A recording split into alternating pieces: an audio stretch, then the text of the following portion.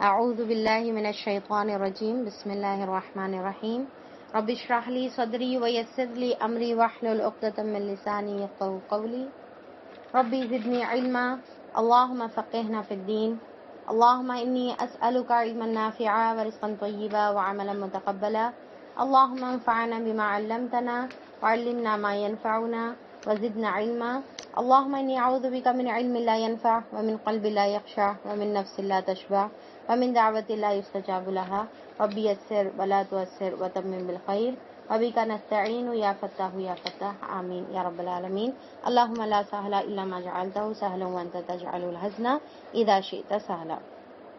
السلام علیکم ورحمۃ اللہ وبرکاتہ۔ میں آپ سب کا ڈے 22 میں فہم قرآن کے دل سے استقبال کرتی ہوں۔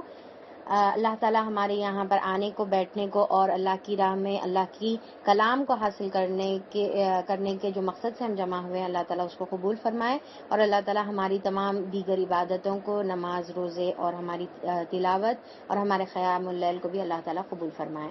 تو چلیے ہم لوگ سٹارٹ کرتے ہیں۔ کل ہم لوگوں نے سورہ توبہ سٹارٹ کر لیا تھا اور سورہ توبہ کا فرسٹ حصہ الحمدللہ ہم لوگوں نے کمپلیٹ کر لیا، جو آیت نمبر 37 تک ہے۔ تو جیسا کل ہم لوگ دیکھے تھے کہ سورہ توبہ 2 حصوں میں ڈیوائیڈڈ ہے، فرسٹ پارٹ اور سیکنڈ پارٹ، ٹھیک ہے۔ اور فرسٹ پارٹ کا کیا ہے، فرسٹ جو پارٹ ہے وہ پھر مزید 2 حصوں میں ڈیوائیڈڈ ہے، ٹھیک ہے۔ پارٹ 1 از ڈیوائیڈڈ انٹو جو ہے مزید اور 2 حصے میں ہے، اور پارٹ اس کے اندر جو ہے پہلا حصہ اور دوسرا حصہ، یعنی کہ اے اور بی آپ جو ہے سمجھیے۔ تو اب اے پارٹ کے جو ہے ٹوٹل 5 رکوز ہے، فرسٹ حصے کے ٹوٹل 5 رکوز ہے، ٹھیک ہے۔ فرسٹ پارٹ کے 5 رکوز، اس میں پھر وہ 3 اور 2 حصوں میں ڈیوائیڈڈ ہے، 3 رکوع ایک حصے میں ہے اور 2 رکوع ایک حصے میں۔ تو کل ہم لوگ دیکھے تھے، اور ساتھ میں ہم لوگوں نے فتح مکہ کے بارے میں بھی دیکھا، صلح حدیبیہ کے بارے میں بھی ہم لوگوں نے دیکھا، پھر غزوہ حنین کے بارے میں ہم لوگ کل دیکھے، جو طائف، جو بنو ثقیف اور حوازن کے جو قبیلے تھے ان کے خلاف جو جنگ ہوئی وہ دیکھے، اور اللہ تعالیٰ نے جو آخری احکامات حج کے بارے میں نازل فرمائے تھے، جو 9 ہجری کا جو حج تھا اس کے دوران جو اللہ تعالیٰ کے فائنل احکامات تھے، تو وہ والے احکامات مشرکین کے خلاف جو تھے وہ والی چیز ہم لوگ دیکھے۔ اور کل کی سب سے امپورٹنٹ آیت جو تھی آیت نمبر 24، ٹھیک ہے، کل کی سب سے اہم ترین آیت نمبر 24 تھی، جس کے اندر اللہ تعالیٰ بتا رہے کہ ایک پوری دنیا کی جو محبت ہے تم اگر ایک پلڑے میں رکھ لو، جس کے اندر تم باپ، بیٹے، اپنی بیوی، اپنے بچے، اپنے مال، اپنے گھر، سب چیزوں کی محبت ایک طرف رکھو، اور دوسری طرف اللہ تعالیٰ، اللہ کے رسول کی اور جہاد کی، اگر یہ چیز کم ہے، اللہ، رسول اور جہاد کی محبت کم ہے، اور دوسرا پلڑا تمہارا بھاری ہے، تو پھر انتظار کرو اللہ تعالیٰ کے عذاب کا، اللہ تعالیٰ کے حکم کا، اور اللہ تعالیٰ ایسے لوگوں کو فاسق بول رہے ہیں۔ تو کتنی بڑی یعنی کہ وعید ہے۔ اور پھر ساتھ میں آپ صلی اللہ علیہ وسلم کی ایک حدیث بھی ہم کو ملتی ہے نا، کہ آپ صلی اللہ علیہ وسلم نے فرمایا کہ وہ شخص مومن ہو ہی نہیں سکتا، وہ شخص مومن ہو ہی نہیں سکتا جب تک کہ اس کو اپنے جان اور مال سے بڑھ کر میں عزیز نہ ہوں، یعنی کہ اللہ کی محبت، اللہ کے رسول کی محبت اگر ہمارے دل میں نہیں رہی، اور جدوجہد اسلام کے لیے جدوجہد کرنے کی محبت دل میں نہیں رہی، جب تک پھر اللہ تعالیٰ بتا رہے کہ ہم مومن ہو ہی نہیں سکتے۔ تو سب سے پرائرٹی پہ ہم کو اللہ کی محبت، اللہ کے رسول کی محبت اور جو ہے جدوجہد کی محبت رکھنی چاہیے۔ پھر اس کے بعد آیت نمبر 30 میں بھی ہم لوگ دیکھے تھے، آیت نمبر 31 میں بھی دیکھے تھے کہ عیسائیوں کو اللہ تعالیٰ بول رہے کہ انہوں اپنے عالم اور درویشوں کو اپنا رب بنا لیتے، کہ جو انہوں حلال بولے حلال اور جو حرام بولے حرام اپنے حساب سے کر لیتے ہیں۔ اچھا، پھر اس کے بعد زکوٰۃ کے مصارف ہم لوگ دیکھے تھے، پھر نسی کا معاملہ ہم لوگ دیکھے تھے۔ نسی کس کو کہتے ہیں؟ جو منتھس کو چینج کرتے ہیں اپنی مرضی سے، تو 4 حرمت والے مہینے کو کہیں بھی سال میں کہیں بھی اپنی مرضی سے وہ لوگ پلیس کر لیتے تھے، تو اللہ تعالیٰ اس کے لیے بھی روکے۔ چلیے اب ہم بڑھتے ہیں اپنے دوسرے پارٹ کی طرف، آیت نمبر 38 سے ہم لوگ دیکھیں گے، اور یہ پورا سلسلہ آخری تک چلے گا۔ اور یہ جو دوسرا حصہ ہے یہ بھی 2 حصوں میں ڈیوائیڈڈ ہے۔ ایک جنگ تبوک سے جانے سے پہلے کا حصہ ہم لوگ دیکھیں گے، ٹھیک ہے، جو 6 رکوع سے چلتے ہوئے 9 رکوع تک چلے گا، ٹھیک ہے۔ تو یہ فرسٹ حصہ اس کے اندر رہیں گا، اور پھر اس کے علاوہ سیکنڈ حصہ 10 رکوع سے آخری تک رہیں گا۔ تو پہلے حصے میں آیت 38 سے 80 تک فرسٹ پارٹ ہے، ٹھیک ہے، اور آیت نمبر 81 سے 129 سیکنڈ پارٹ ہے۔ اوکے. یہ سیکنڈ پارٹ کے دو پھر سب ڈیوائڈیڈ انٹو 2 پارٹس، رائٹ. تو 38 سے 80 اور پھر 81 سے 129. چلیے اب جنگ تبوک سے جانے سے پہلے کے آیتیں ابھی ہم لوگ یہاں پر پڑھیں گے. اللہ تعالیٰ یہاں پر فرما رہے ہیں اعوذ باللہ من الشیطان الرجیم بسم اللہ الرحمن الرحیم یا ایہا الذین آمنوا ما لکم اذا قیل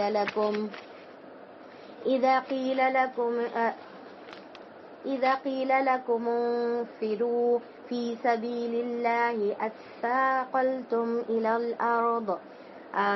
تو یہاں پر اللہ تعالیٰ جو ہے بتا رہے کہ اے لوگوں جو ایمان لائے ہو، کیا ہے، کیا تمہیں کیا ہو گیا ہے کہ تم اللہ تعالیٰ کی راہ میں نہیں نکلتے.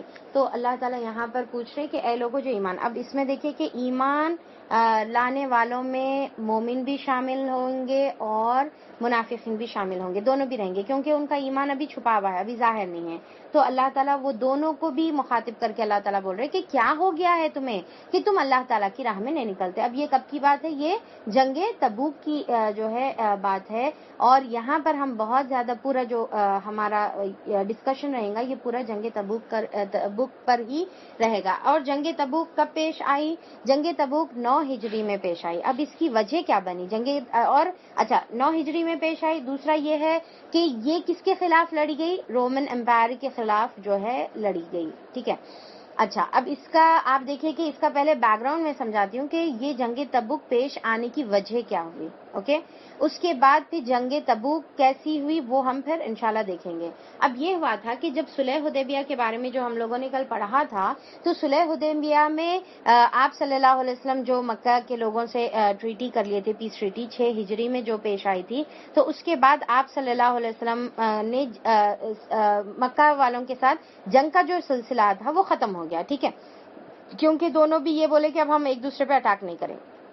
تو آپ صلی اللہ علیہ وسلم اور صحابہ اکرام کو بہترین موقع ملا کہ آپ دین کی دعوت تمام اہل عرب کو پہنچائے، یعنی کہ تمام لوگوں کو. اب تک کیا ہو رہا تھا؟ مکہ والوں سے ڈیل کرنے میں دوسروں تک جو دعوت جو طریقے سے پہنچنا ہے، چل رہی تھی دعوت سائملٹینیسلی، پر جو طریقے سے پہنچنا ہے وہ نہیں ہو رہی تھی. تو اب یہاں پر آپ صلی اللہ علیہ وسلم اور صحابہ کو بہت بہترین موقع مل گیا کہ دعوت دوسروں تک، تمام لوگوں تک پہنچائے.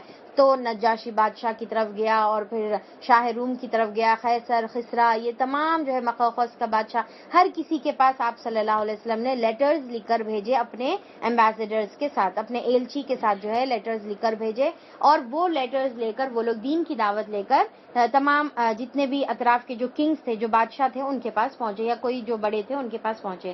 تو اب اس میں یہ ہوا کہ آپ صلی اللہ علیہ وسلم نے حارث بن عمیر رضی اللہ عنہ کو رومن کی طرف بھیجا تھا. تو وہاں پر یہ جو شرجیل شخص نام کا جو یعنی کہ وہاں پر بادشاہ تھا، تو یا پھر بہت بڑا جو ہے پوزیشن پہ انہیں تھا، تو اس کے پاس جب جو صحابی ہے حارث بن عمیر رضی اللہ عنہ، جب انہوں گئے تو وہاں پر اس نے وہ لیٹر لیا اور پڑھا، اور اس کے بعد انہوں نے حارث بن عمیر رضی اللہ عنہ کو قتل کر دیا. تو یہ رومن کا ایک حصہ تھا، ایک جو ہے پارٹ تھا، رومنز کا ہی ایک پارٹ تھا یہ.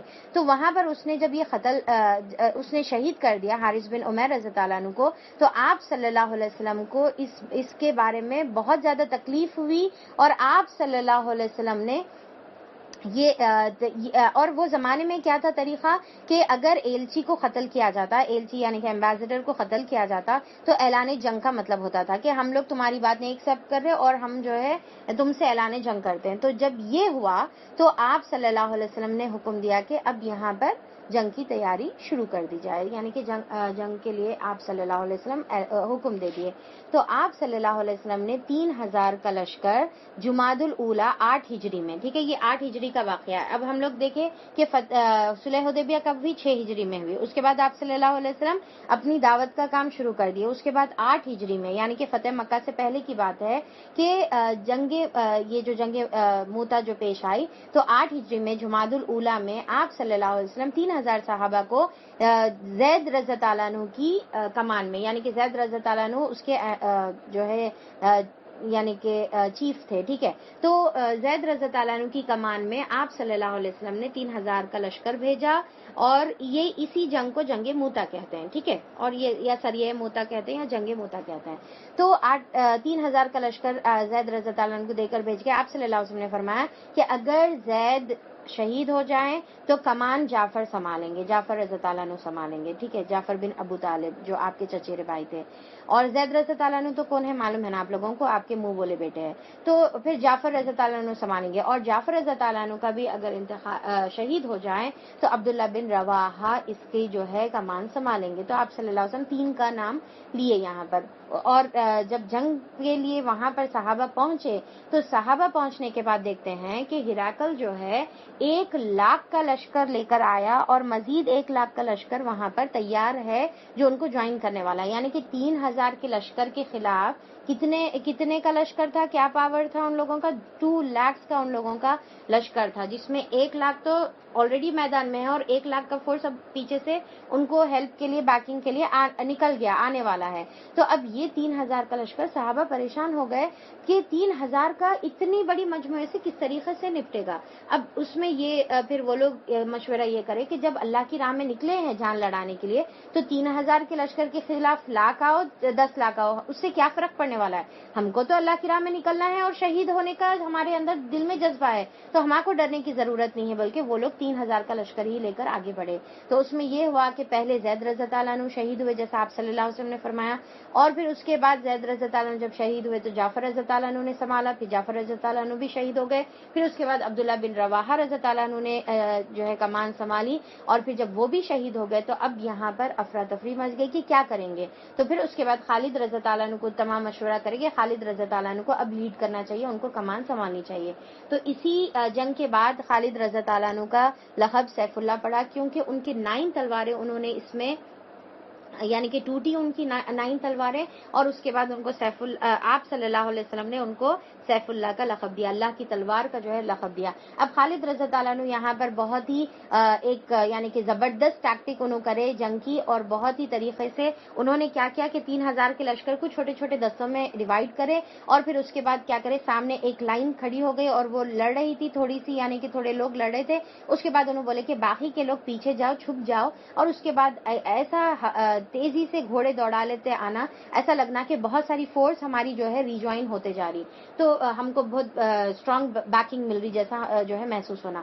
تو اتنے پھر کیا کرے کہ لگاتار روٹیٹ کرتے گئے, اور بہرحال بہترین چال آپ نے چلی خالد بن ولید رضی اللہ عنہ نے کہ رومنز یہ سمجھے کہ بہت زیادہ فورس اب ان کی آ رہی ہے, اور یہ لوگ جو پامردی سے لڑ رہے تھے, بہت اسٹرانگ طریقے سے جو لڑ رہے تھے, تو اس میں آلریڈی وہ لوگ پریشان تھے. پھر جب دیکھے کہ ابھی جو ہے ان کو ری انفورسمنٹ مل رہا, تو پھر وہ لوگ ڈر گئے اور ڈر کر جو ہے پیچھے ہٹنا شروع کر دیے. تو خالد رضی اللہ عنہ یہاں پر ایک بہت بہترین چال یہ چلے کہ جیسا جیسا انہوں پیچھے ہٹتے گئے ان کو چیز کرے, اس کے بعد پھر آہستہ آہستہ یہ بھی اپنی فوج کو پیچھے ہٹا کر آپ صلی اللہ علیہ وسلم کے پاس مکہ واپس لے کر آ گئے. اور اس میں صرف اتنے لاکھوں کے لشکر کے اگینسٹ لڑنے کے باوجود بھی صرف 12 صحابی اس کے اندر شہید ہوئے. دیکھیں آپ, یعنی کہ سننے میں کیسا میراکلس دکھتا نا, کس طریقے سے اللہ تعالیٰ کیسی مدد کرے, کیسا امپاسبل ہے. یعنی کہ 1,00,000 کا لشکر 3,000 بولے تو مطلب میں سمجھتی ہوں کہ بھائی 15 منٹ لگنا چاہیے ان کو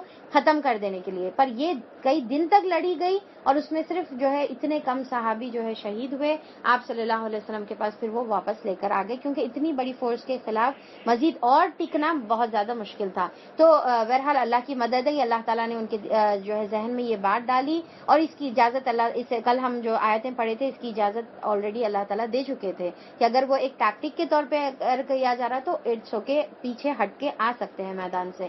تو پھر آپ صلی اللہ علیہ وسلم نے بھی بڑی تعریف کی خالد رضی اللہ عنہ کو, اور سیف اللہ کا یہاں سے پھر ان کو لقب بھی ملا.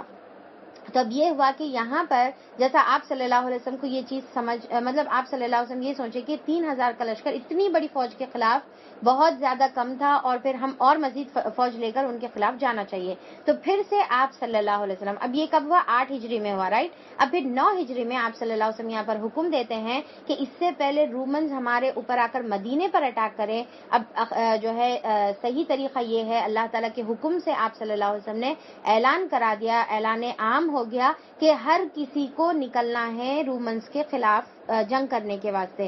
اور کبھی بھی آپ صلی اللہ علیہ وسلم کہاں پر جانا ہے ایگزیکٹلی، کسے لڑنا ہے، ساری چیزیں ڈیٹیل سب کو نہیں بتاتے تھے. پر اس بار آپ صلی اللہ علیہ وسلم نے اوپن اعلان کیا، کلیئرلی بتا دیا کہ ہم لوگوں کو تبوک کے مقام پر جانا ہے، ہم لوگوں کو رومنس کے خلاف لڑنا ہے. اور سارے صحابہ اکرام کے سامنے جنگ موتا کا آلریڈی منظر سامنے تھا کہ 1,00,000 کا لشکر انہوں لے کر آئے تھے وہ ٹائم پہ. اب اگر ہم پھر سے اب ان کے پاس جائیں گے تو اب انہوں اور کتنی بڑی فوج لاتے، بالکل بھی آئیڈیا نہیں تھا، اور بہت زیادہ بھی ایکسپیکٹڈ تھا کہ بہت زیادہ فورس بھی لا سکتے. تو اب یہاں پر آپ صلی اللہ علیہ وسلم اسی لیے اوپن اعلان کر دیے کیونکہ یہ جنگ تبوک بہت کٹھن جنگ تھی. ٹھیک ہے، جنگ تبوک کیا تھی؟ بہت زیادہ کٹھن جنگ تھی. کیوں تھی؟ اس کی وجوہات میں بتا دیتی ہوں آپ لوگوں کو کہ ایک تو وجہ یہ تھی جنگ تبوک کی وجہ اسی لیے کٹھن تھی کیونکہ جنگ تبوک ایک جو ٹائم پہ لڑی جا رہی تھی اس میں شدت کی گرمی تھی. ایک تو بہت زیادہ گرم ان کا جو ہے سیزن چل رہا تھا. دوسرا ان کی جو ایئرلی جو ڈیٹس ہوتے ہیں، یعنی کہ سال میں جو ڈیٹس وہ لوگ جو ہے نکالتے ہیں، ان کی جو ہے نکالنے کا جو ٹائم تھا، اور نکال کر اب پورا سال اس کے پیچھے محنت کرتا ہے انسان، یعنی کہ جو بھی زراعت کرتے ہیں نا پوری محنت کرتے ہیں، اس کے بعد سال اینڈ ہونے کے بعد اس کو نکال کر بیچتے ہیں تو سال بھر کا جو معاوضہ ہے ان کو اب ملنے والا رہتا، سال بھر کی محنت کی کمائی ان کو ملنے والی رہتی. تو اب یہ جو ٹائم تھا، یہ جو سیزن تھا جنگ تبوک کے ٹائم پہ، وہ ڈیٹس کو نکالنے کا سیزن تھا، اس کے جھاڑوں پہ سے ڈیٹس کو نکال کر اب بیچنے کا سیزن تھا. تو اب کیونکہ پام ٹریز جیسا ہم جانتے ہیں کہ بہت اونچے ہوتے ہیں تو لیڈیز تو چڑھ کے نکالنے سے رہے تو جینٹس ہی یہ کام کریں گے. تو اب یہ بالکل ان کے جو ہے ایک تو ڈیٹس نکالنے کا ٹائم ہے، اور اگر اب نہیں نکالیں گے تو پھر وہ سڑ کے ختم ہو جائیں گے، یعنی کہ خراب ہو جائیں گے، سال بھر کی محنت پوری بیکار. ایک یہ ریزن تھا. دوسرا شدت کی گرمی تھی. تیسرا جو ہے لاسٹ ایئر ان لوگ دیکھ چکے تھے کہ ان لوگوں کا کیا مطلب کس طریقے سے مقابلہ 1,00,000 کے ذریعے سے کیا گیا تھا. اور جو ہے پریویس ایئر مدینے میں ڈراٹ بھی آیا تھا، یعنی کہ قحط سالی تھی. اب بہت زیادہ یہ ایکسپیکٹیشن تھے کہ اب اس بار جو کمائی ہوگی وہ ہماری چلے گی. یہ تیسرا ریزن تھا. پھر چوتھا ریزن یہ تھا کہ ریسورسز کی بہت زیادہ بے انتہا کمی تھی. ریسورسز کی بے انتہا کمی تھی. نہ صحیح سے گھوڑے تھے، نہ صحیح سے تلواریں تھیں، نہ صحیح سے جو ہے پروٹیکشن کی کوئی جو ہے چیزیں تھی. کوئی ریسورسز موجود نہیں تھے، جانے کے لیے ریسورسز موجود نہیں تھے. اور پھر سب سے امپورٹنٹ، مقام تبوک بہت دور تھا، 600 مائلز اوے تھا، 600 مائلز. اور یہ سفر ٹرین میں نہیں جانا ہے، پلین میں نہیں جانا ہے، کار میں نہیں جانا ہے، بلکہ کیا پیدل ان لوگوں کو سفر کرنا ہے. کیونکہ سواریاں اتنی کم تھی، اونٹ اور گھوڑے اتنے کم تھے کہ ایک ایک اونٹ پر باری باری سے 6-5 جو ہے صحابہ سوار ہوتے تھے. یعنی کہ اب ایک بار باری آئی تو پھر 5 صحابہ کی باری آنے کے بعد پھر ان کی باری آئیں گی، اور اتنی جگہ اتنا یعنی کہ ڈسٹینس ان کو پیدل کور کرنا ہے.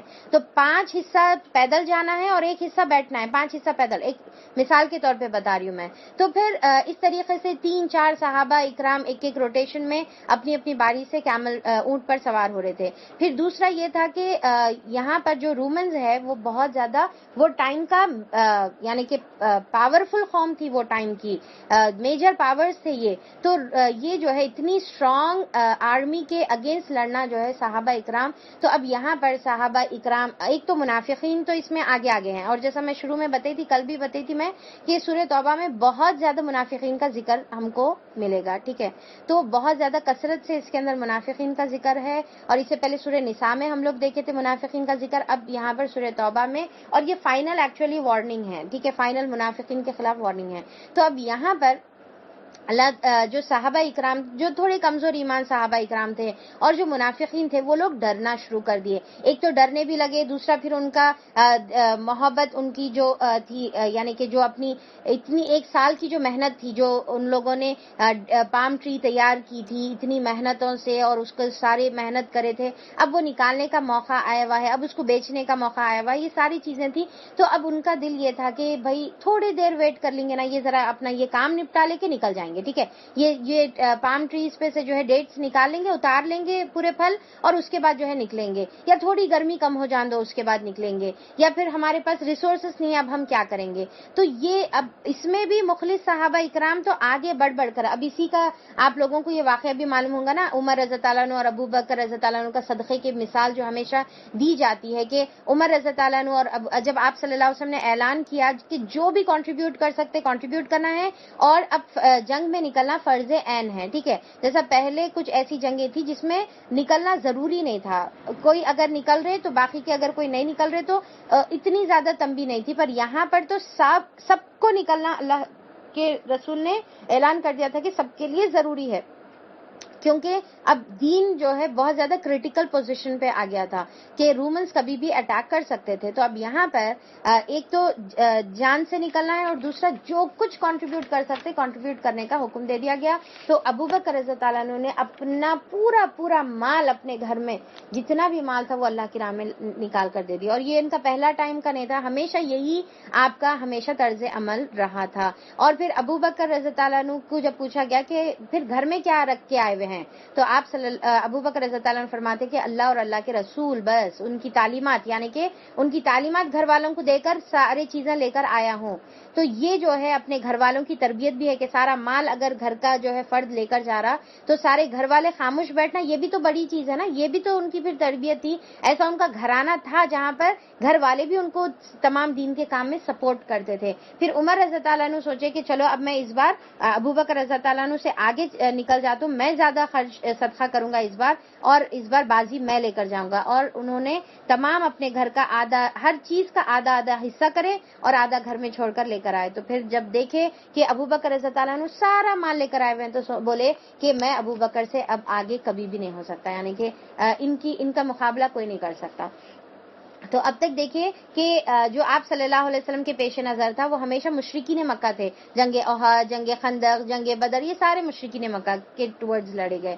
یا پھر انٹرنل جو ہے کانفلکٹ سے, یعنی کہ جیسا یہود کے خلاف جو جنگ خیبر ہم دیکھیں. اب یہ جو ہے کیا ہے, یہ انٹرنیشنل لیول کی بات ہے, یہ رومنز کے خلاف لڑی جا رہی, تو یہ بہت بڑی فوج ہے, تو یہاں پر میکسیمم کنٹریبیوشن کی جو ہے ضرورت تھی. ٹھیک ہے, تو اب یہاں پر اللہ تعالیٰ یہ بتا رہے ان صحابہ اکرام کو مخاطب کر کے اور پھر ساتھ میں منافقین کو مخاطب کر کے, یہ کیا ہو گیا ہوا ہے تم کو کہ تم اللہ تعالیٰ کی راہ میں نکلنے کے لیے تیار نہیں ہے. اے ایمان والو, ایسا کیسا پاسبل ہے یہ کہ تم ایسے کام جو ہے تم کرو, یا تم کو یہ زیبا بھی نہیں دیتا, جبکہ تم سے اللہ تعالیٰ کی راہ میں نکلنے کے لیے کہا گیا ہے, تو تم زمین سے چمٹ کر رہ گئے. کیا تم نے آخرت کے مقابلے میں دنیا کی زندگی کو پسند کر لیا؟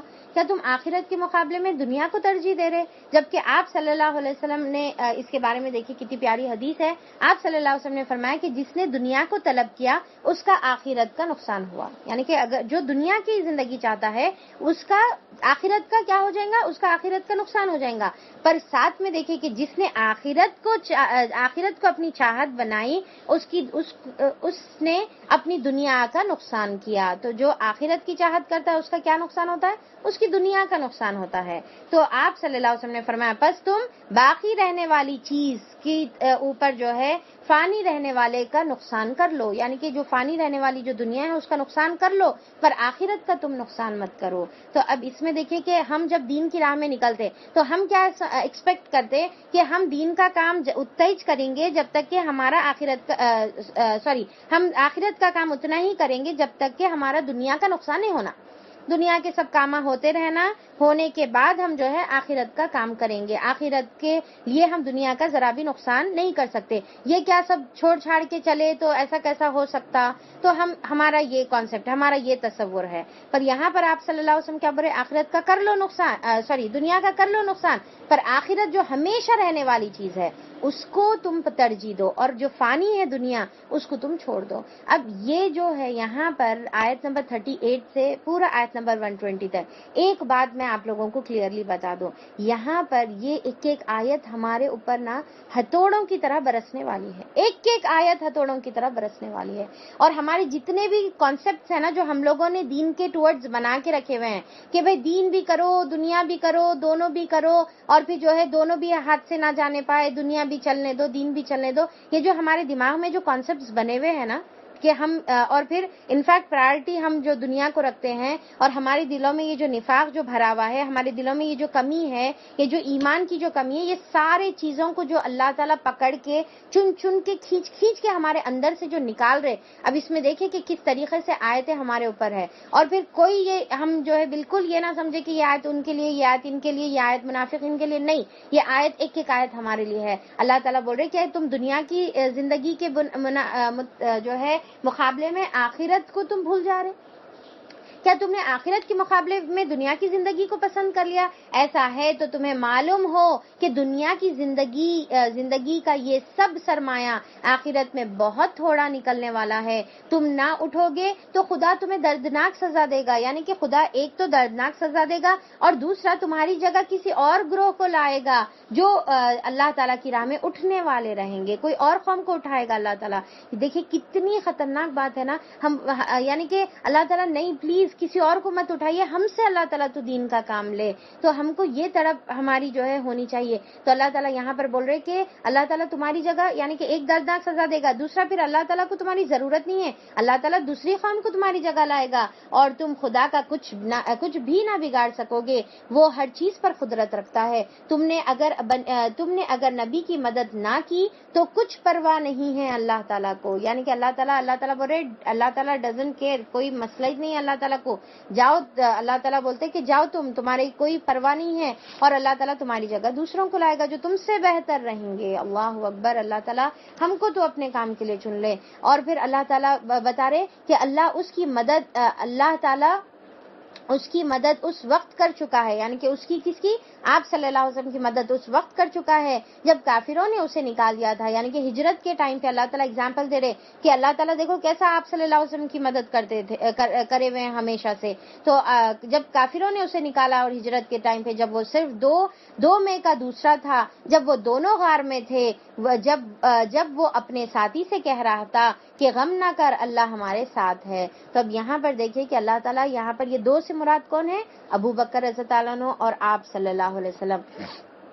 آیت نمبر 40 میں اللہ تعالیٰ ذکر کرتے ہیں کہ ابو بکر اور آپ صلی اللہ علیہ وسلم، ابو بکر رضی اللہ عنہ اور آپ صلی اللہ علیہ وسلم جب نکلے تھے ہجرت کرنے کے لیے، اور غار سور میں جب 3 دن کے لیے پناہ لیے تھے، تو وہاں پر مشرکین مکہ وہاں پر بھی نہیں چھوڑے، پیچھا کرتے کرتے ان کو جو ہے ڈھونڈ لے کر آئے، یہاں تک کہ غار سور کے جو منہ ہے، بالکل اس کے اوپننگ، اس کا انٹرنس ہے، اس کے پاس دہانے آ کر کھڑے ہو گئے. اور اگر وہ اپنے پیروں کی طرف بھی دیکھتے، ذرا نیچے نظر کر کے بھی دیکھتے، تو آپ صلی اللہ علیہ وسلم اور ابو بکر رضی اللہ عنہ کو پا لیتے. کیونکہ وہ بھی بہت بڑی جگہ نہیں تھی کہ غار میں جا کے اندر چھپ کر بیٹھے، بالکل چھوٹا سا غار تھا، تو بالکل دکھ جاتا تھا، پر اللہ تعالیٰ نے ان کی آنکھوں کو بند کر لیا، اللہ تعالیٰ نے وہاں پر بچا لیا. تو جب ابو بکر رضی اللہ عنہ یعنی کہ جب مشرکین مکہ جب پیچھا کرتے کرتے بالکل غار کے جو ہے اوپننگ انٹرنس پہ آ گئے، تو ابو بکر رضی اللہ عنہ ڈرنے لگے، آپ کا دل جو ہے لرزنے لگا. اور پھر ابو بکر رضی اللہ عنہ یہاں پر کیوں ڈر رہے تھے؟ ان کا اتنا پختہ ایمان تھا، انہوں اپنی فکر نہیں کر رہے تھے،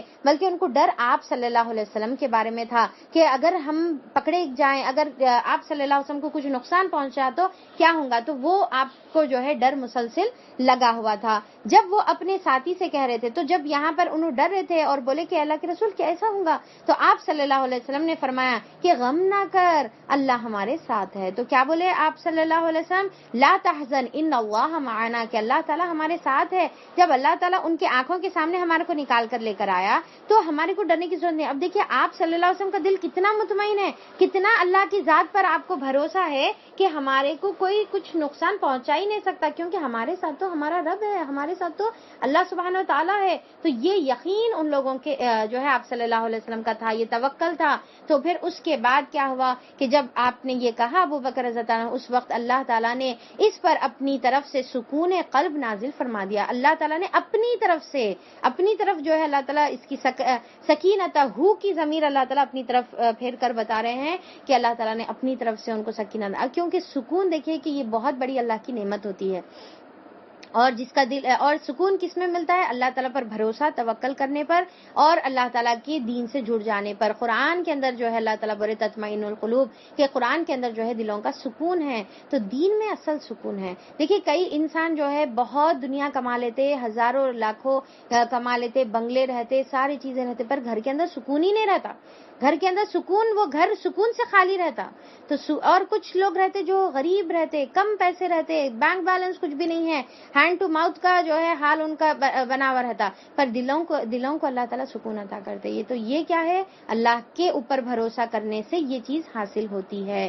اور پھر یہاں پر ابو بکر رضی اللہ عنہ کی دیکھیے فضیلت بھی سمجھ میں آتی کہ ان کو اللہ تعالیٰ نے کتنا مقام دیا، کیونکہ انہوں نے ہمیشہ سے یہ مقام اسی لیے ملا کیونکہ انہوں نے ہمیشہ سے اپنی جان اور مال اللہ تعالیٰ کے لیے، اللہ کے جو ہے نبی کے لیے لگایا. جیسا آپ صلی اللہ علیہ وسلم نے فرمایا کہ جب آپ صلی اللہ علیہ وسلم بالکل مرض الموت کے ٹائم پہ تھے، طبیعت اتنی خراب تھی، پیشانی پر آپ کے سر درد کی وجہ سے، تکلیف کی وجہ سے پٹی بندھی ہوئی تھی، اور آپ صلی اللہ علیہ وسلم مسجد میں آتے ہیں اور جو ہے وہاں پر خطبہ دیتے ہیں اور فرماتے ہیں کہ کسی کا بھی ابو بکر رضی اللہ عنہ سے زیادہ اسلام پر کسی اور کا احسان نہیں ہے. یعنی کہ آپ صلی اللہ علیہ وسلم پر نہیں، پورے اسلام پر سب سے زیادہ احسان ابو بکر رضی اللہ عنہ کا ہے.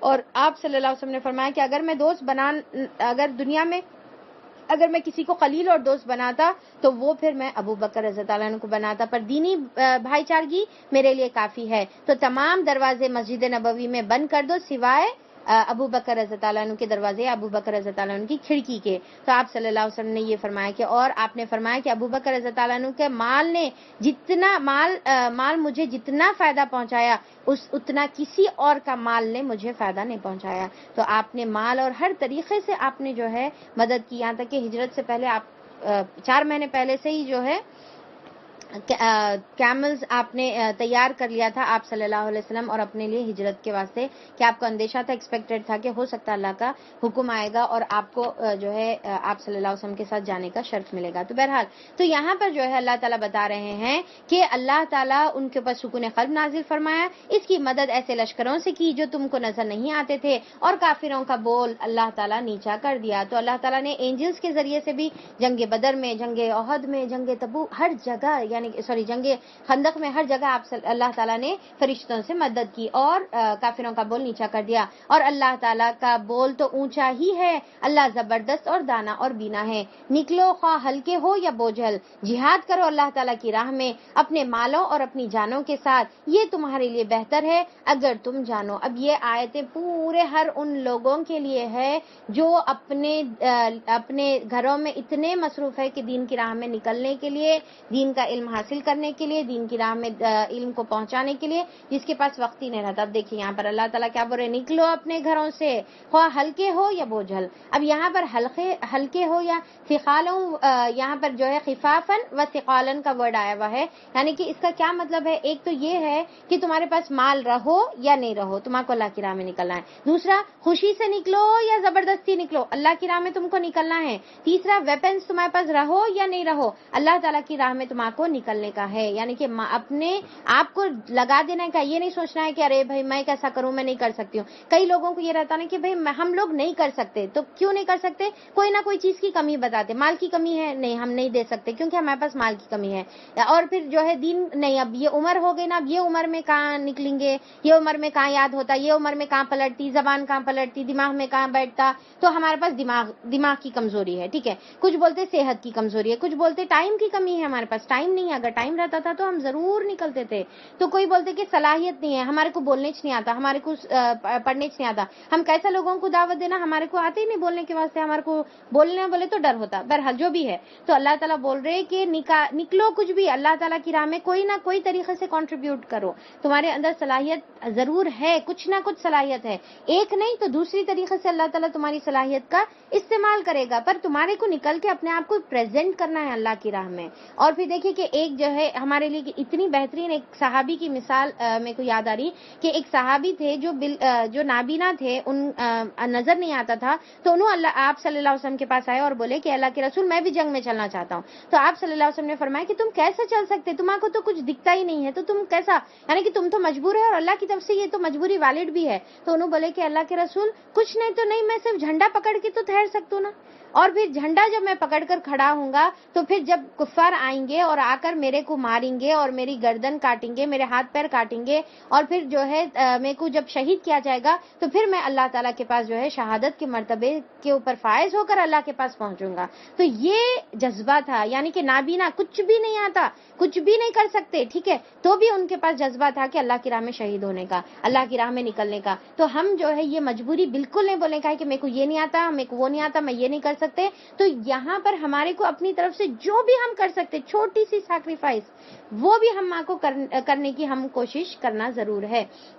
اور اللہ تعالیٰ بولے کہ اللہ کی راہ میں جد و جہد کرو، جہاد کرو. یہ ایک تو مطلب کیا ہے، جہاد فی سبیل اللہ، یعنی کہ قتال کا مطلب ہوگا. اور دوسرا کیا ہے، اسٹرگل کرنا ہے اللہ تعالیٰ کی راہ میں، اور اپنے مالوں سے بھی اور اپنی جانوں سے بھی. کچھ لوگ کیا سمجھتے ہیں بس مال دے دینا ہے. دیکھو بھائی ہم بڑے مصروف انسان ہیں، ہم تو بھائی اتنے بڑے ڈگری ہولڈر ہے، یا پھر ہم اتنی بڑی جاب کرنے والے ہیں، ہم تو بڑے مصروف ہیں، تو لہٰذا ہاں مال بولے تو ٹھیک ہے چلو مال دے دیتے. کیا ہے، کنٹریبیوشن ہونا، چندہ ہونا، چلو 500 روپے رکھ لو، خوش ہو جاؤ، چلو نکلو، اب اس سے زیادہ ایکسپیکٹ مت کرو بولے جیسا. تو یہاں پر اللہ تعالیٰ بول رہے اپنے مالوں سے بھی لگاؤ اور اپنی جانوں سے بھی لگاؤ. تم یہ مت سمجھو کہ مال دے دے کر کنٹریبیوٹ کر کر ختم ہو گیا، تمہاری ذمہ داری پوری ہو گئی. تمہارے کو اپنی مال بھی لگانا ہے اور تمہارے کو اپنی جانیں بھی لگانے کا ہے. بغیر جان لگائیں گے، بغیر، کیونکہ مین پاور سے چیز ہو سکتی نا. دین آج قائم کیسے ہوگا؟ مین پاور سے قائم ہوگا دین، صرف مال دینے سے قائم تو نہیں ہو جائے گا. تو آج لوگ کیا ہے، صرف مال دیتے اور اپنی ذمہ داری پوری سمجھ کے بیٹھ جاتے. وہی چند لوگ ہیں جو گھستے پٹتے جو ہے محنتیں اور کوششیں کرتے رہتے ہیں، اور پھر ان کی جو ہے کوئی سننے والا بھی کوئی نہیں رہتا. تو جب میجورٹی ہوتی ہے تو ایک بڑا کام اللہ تعالیٰ کرواتے ہیں. تو اللہ تعالیٰ بتا رہے کہ جانوں سے بھی نکلو، یہ تمہارے لیے بہتر ہے. اگر تم جانو، اے نبی کریم صلی اللہ علیہ وسلم، اگر فائدہ سہل حصول ہوتا تو سفر ہلکا ہوتا تو وہ ضرور تمہارے پیچھے چلنے پر آمادہ ہو جاتے. تو یہاں پر جب آسانی ہوتی، سہل یعنی کہ آسانی اگر ہوتی اور آسانی سے وہ چیز کو آپ حاصل کر سکتے تھے، سفر بھی جو ہے لمبا نہیں رہتا تھا، گرمی نہیں رہتی تھی، سکون سے جو ہے ہو جاتا تھا، تو وہ لوگ آتے تھے. پر اب کیونکہ یہ جو سفر ہے، یہ جو راستہ ہے بہت کٹھن ہو گیا ہے، تو اسی لیے وہ اب پیچھے رہ جا رہے. تو ہم بھی یہاں پر دیکھنا ہے کہ دین اگر آسانی سے مل جا رہا تو ہم اس کو حاصل کر لیتے. اچھا بھائی وہاں پر یہ تو ہے نا، وہاں پر وہ تو ہے نا. اب ایون یہاں پر دیکھیں کہ تراویوں میں کون سی مسجد میں اے سی ہے وہ بھی دیکھ دیکھ کر جو ہے ہم لوگ جاتے ہیں کہ ہاں بھائی چلو مسجد ہے، مسجد میں اے سی ہے، اچھا ماشاءاللہ، چلو ہاں چلو وہاں پر جو ہے فل ہم تعداد میں چلے جاتے. اب جہاں پر ذرا گرمی برداشت کرنا ہے، ذرا فیسلٹیز نہیں ہے دین کے معاملے میں، تو ویسے جگہوں پہ ہم نہیں جاتے. یہ کیا بھائی کچھ بھی نہیں ہے، فیسلٹی نہیں ہے، تو اس طریقے کا ہمارا ایٹیٹیوڈ رہتا ہے. تو بہرحال تو یہاں پر اچھا اس کا مطلب یہ نہیں کہ وہاں پر نہیں جا سکتے، بالکل جا سکتے. پر یہاں پر ہمارا جو ہے طریقہ کیا ہے کہ ہم ہر جگہ بس سہولت، آسانی، سکون سے ساری چیزیں. بیچارے اب دیکھیں کہ کئی ایسے اجتماع بھی ہوتے نا، کئی ایسے یا پھر عیدگاہ میں جو نماز ہوتی ہے، اجتماع جو ہوتے ہیں، تو آنے جانے کی بیچارے آنے جانے کی فیسلٹی کر کے بولتے آؤ رے بھائی تھوڑا آ کے سن لو دین کی بات، آؤ رے بھائی ذرا سن لو دین کی بات بول کے بیچارے ساری چیزیں کر کے جدوجہد کر کے محنت کر کے بلائے، تو بھی توفیق ہوتی نہیں لوگوں کو گھر سے نکلنے کی، اپنے سکون سے، چھتوں کے نیچے سے، اے سیوں میں سے. اب وہ خدا کی قسم کھا کھا کر کہیں گے کہ کہیں گے کہ اگر ہم چل سکتے تو یقیناً تمہارے ساتھ چلتے. اب کیا ہے، یہ جھوٹی دلیلیں، یعنی کہ خواہ مخواہ کے جو ہے سیٹسفیکشن اپنے دلوں کو جھوٹا. اگر ہم کر سکتے تو ضرور کرتے، دیکھو نا کیا کرنا، یہ مجبوری ہے، اتنی بڑی مجبوری ہم بالکل نہیں کر سکتے. اب کیا کر سکتے بولیے آپ؟ تو بڑے بڑے مجبوریاں جو ہے بتاتے ہیں اپنے. اب آگے بھی ہم دیکھیں گے کہ کیا خوبصورت مجبوریاں یہ لوگ آ کر جو ہے پیش کر رہے تھے. وہ اپنے آپ کو ہلاکت میں ڈال رہے ہیں، اللہ خوب جانتا ہے کہ وہ جھوٹے ہیں. اے نبی کریم صلی اللہ علیہ وسلم، اللہ تمہیں معاف کرے، تم نے کیوں انہیں رخصت دے دی؟ تو اب یہاں پر وہ لوگ آ رہے تھے آپ صلی اللہ علیہ وسلم کے پاس، معذرتیں پیش کر رہے تھے، ریزنز دے رہے تھے کہ اللہ کے رسول یہ وجہ ہم نہیں آ سکتے. دیکھو ہماری نا بیگم کی طبیعت خراب ہے، ٹھیک ہے، اسی لیے ہم نہیں نکل سکتے. ذرا ہمارے کو نا وہ ٹائم پہ ذرا میں جو ہے مسئلہ ہو جاتا میرے کو باہر نکلنے سے. بہرحال جو بھی بیکار جو ان کے ریزنز ہوتے تھے وہ لوگ بول رہے. تو آپ صلی اللہ علیہ وسلم کیا کرے، سب کو جو ہے اچھا ٹھیک ہے کوئی بات نہیں، نو پرابلم، ہر ایک کسی کو نو پرابلم اللہ تعالیٰ آپ صلی اللہ علیہ وسلم بولتے گئے. تو اب یہاں پر اللہ تعالیٰ آپ صلی اللہ علیہ وسلم کو کریکٹ کرے، اور دیکھیں کتنی پیار سے کریکٹ کر رہے ہیں. آیت نمبر 43 میں اللہ تعالیٰ فرما رہے ہیں کہ عفا اللہ عنکا، کہ اللہ تعالیٰ تمہیں معاف کرے، اللہ تعالیٰ تمہارے چیزوں کو درگزر فرما دے.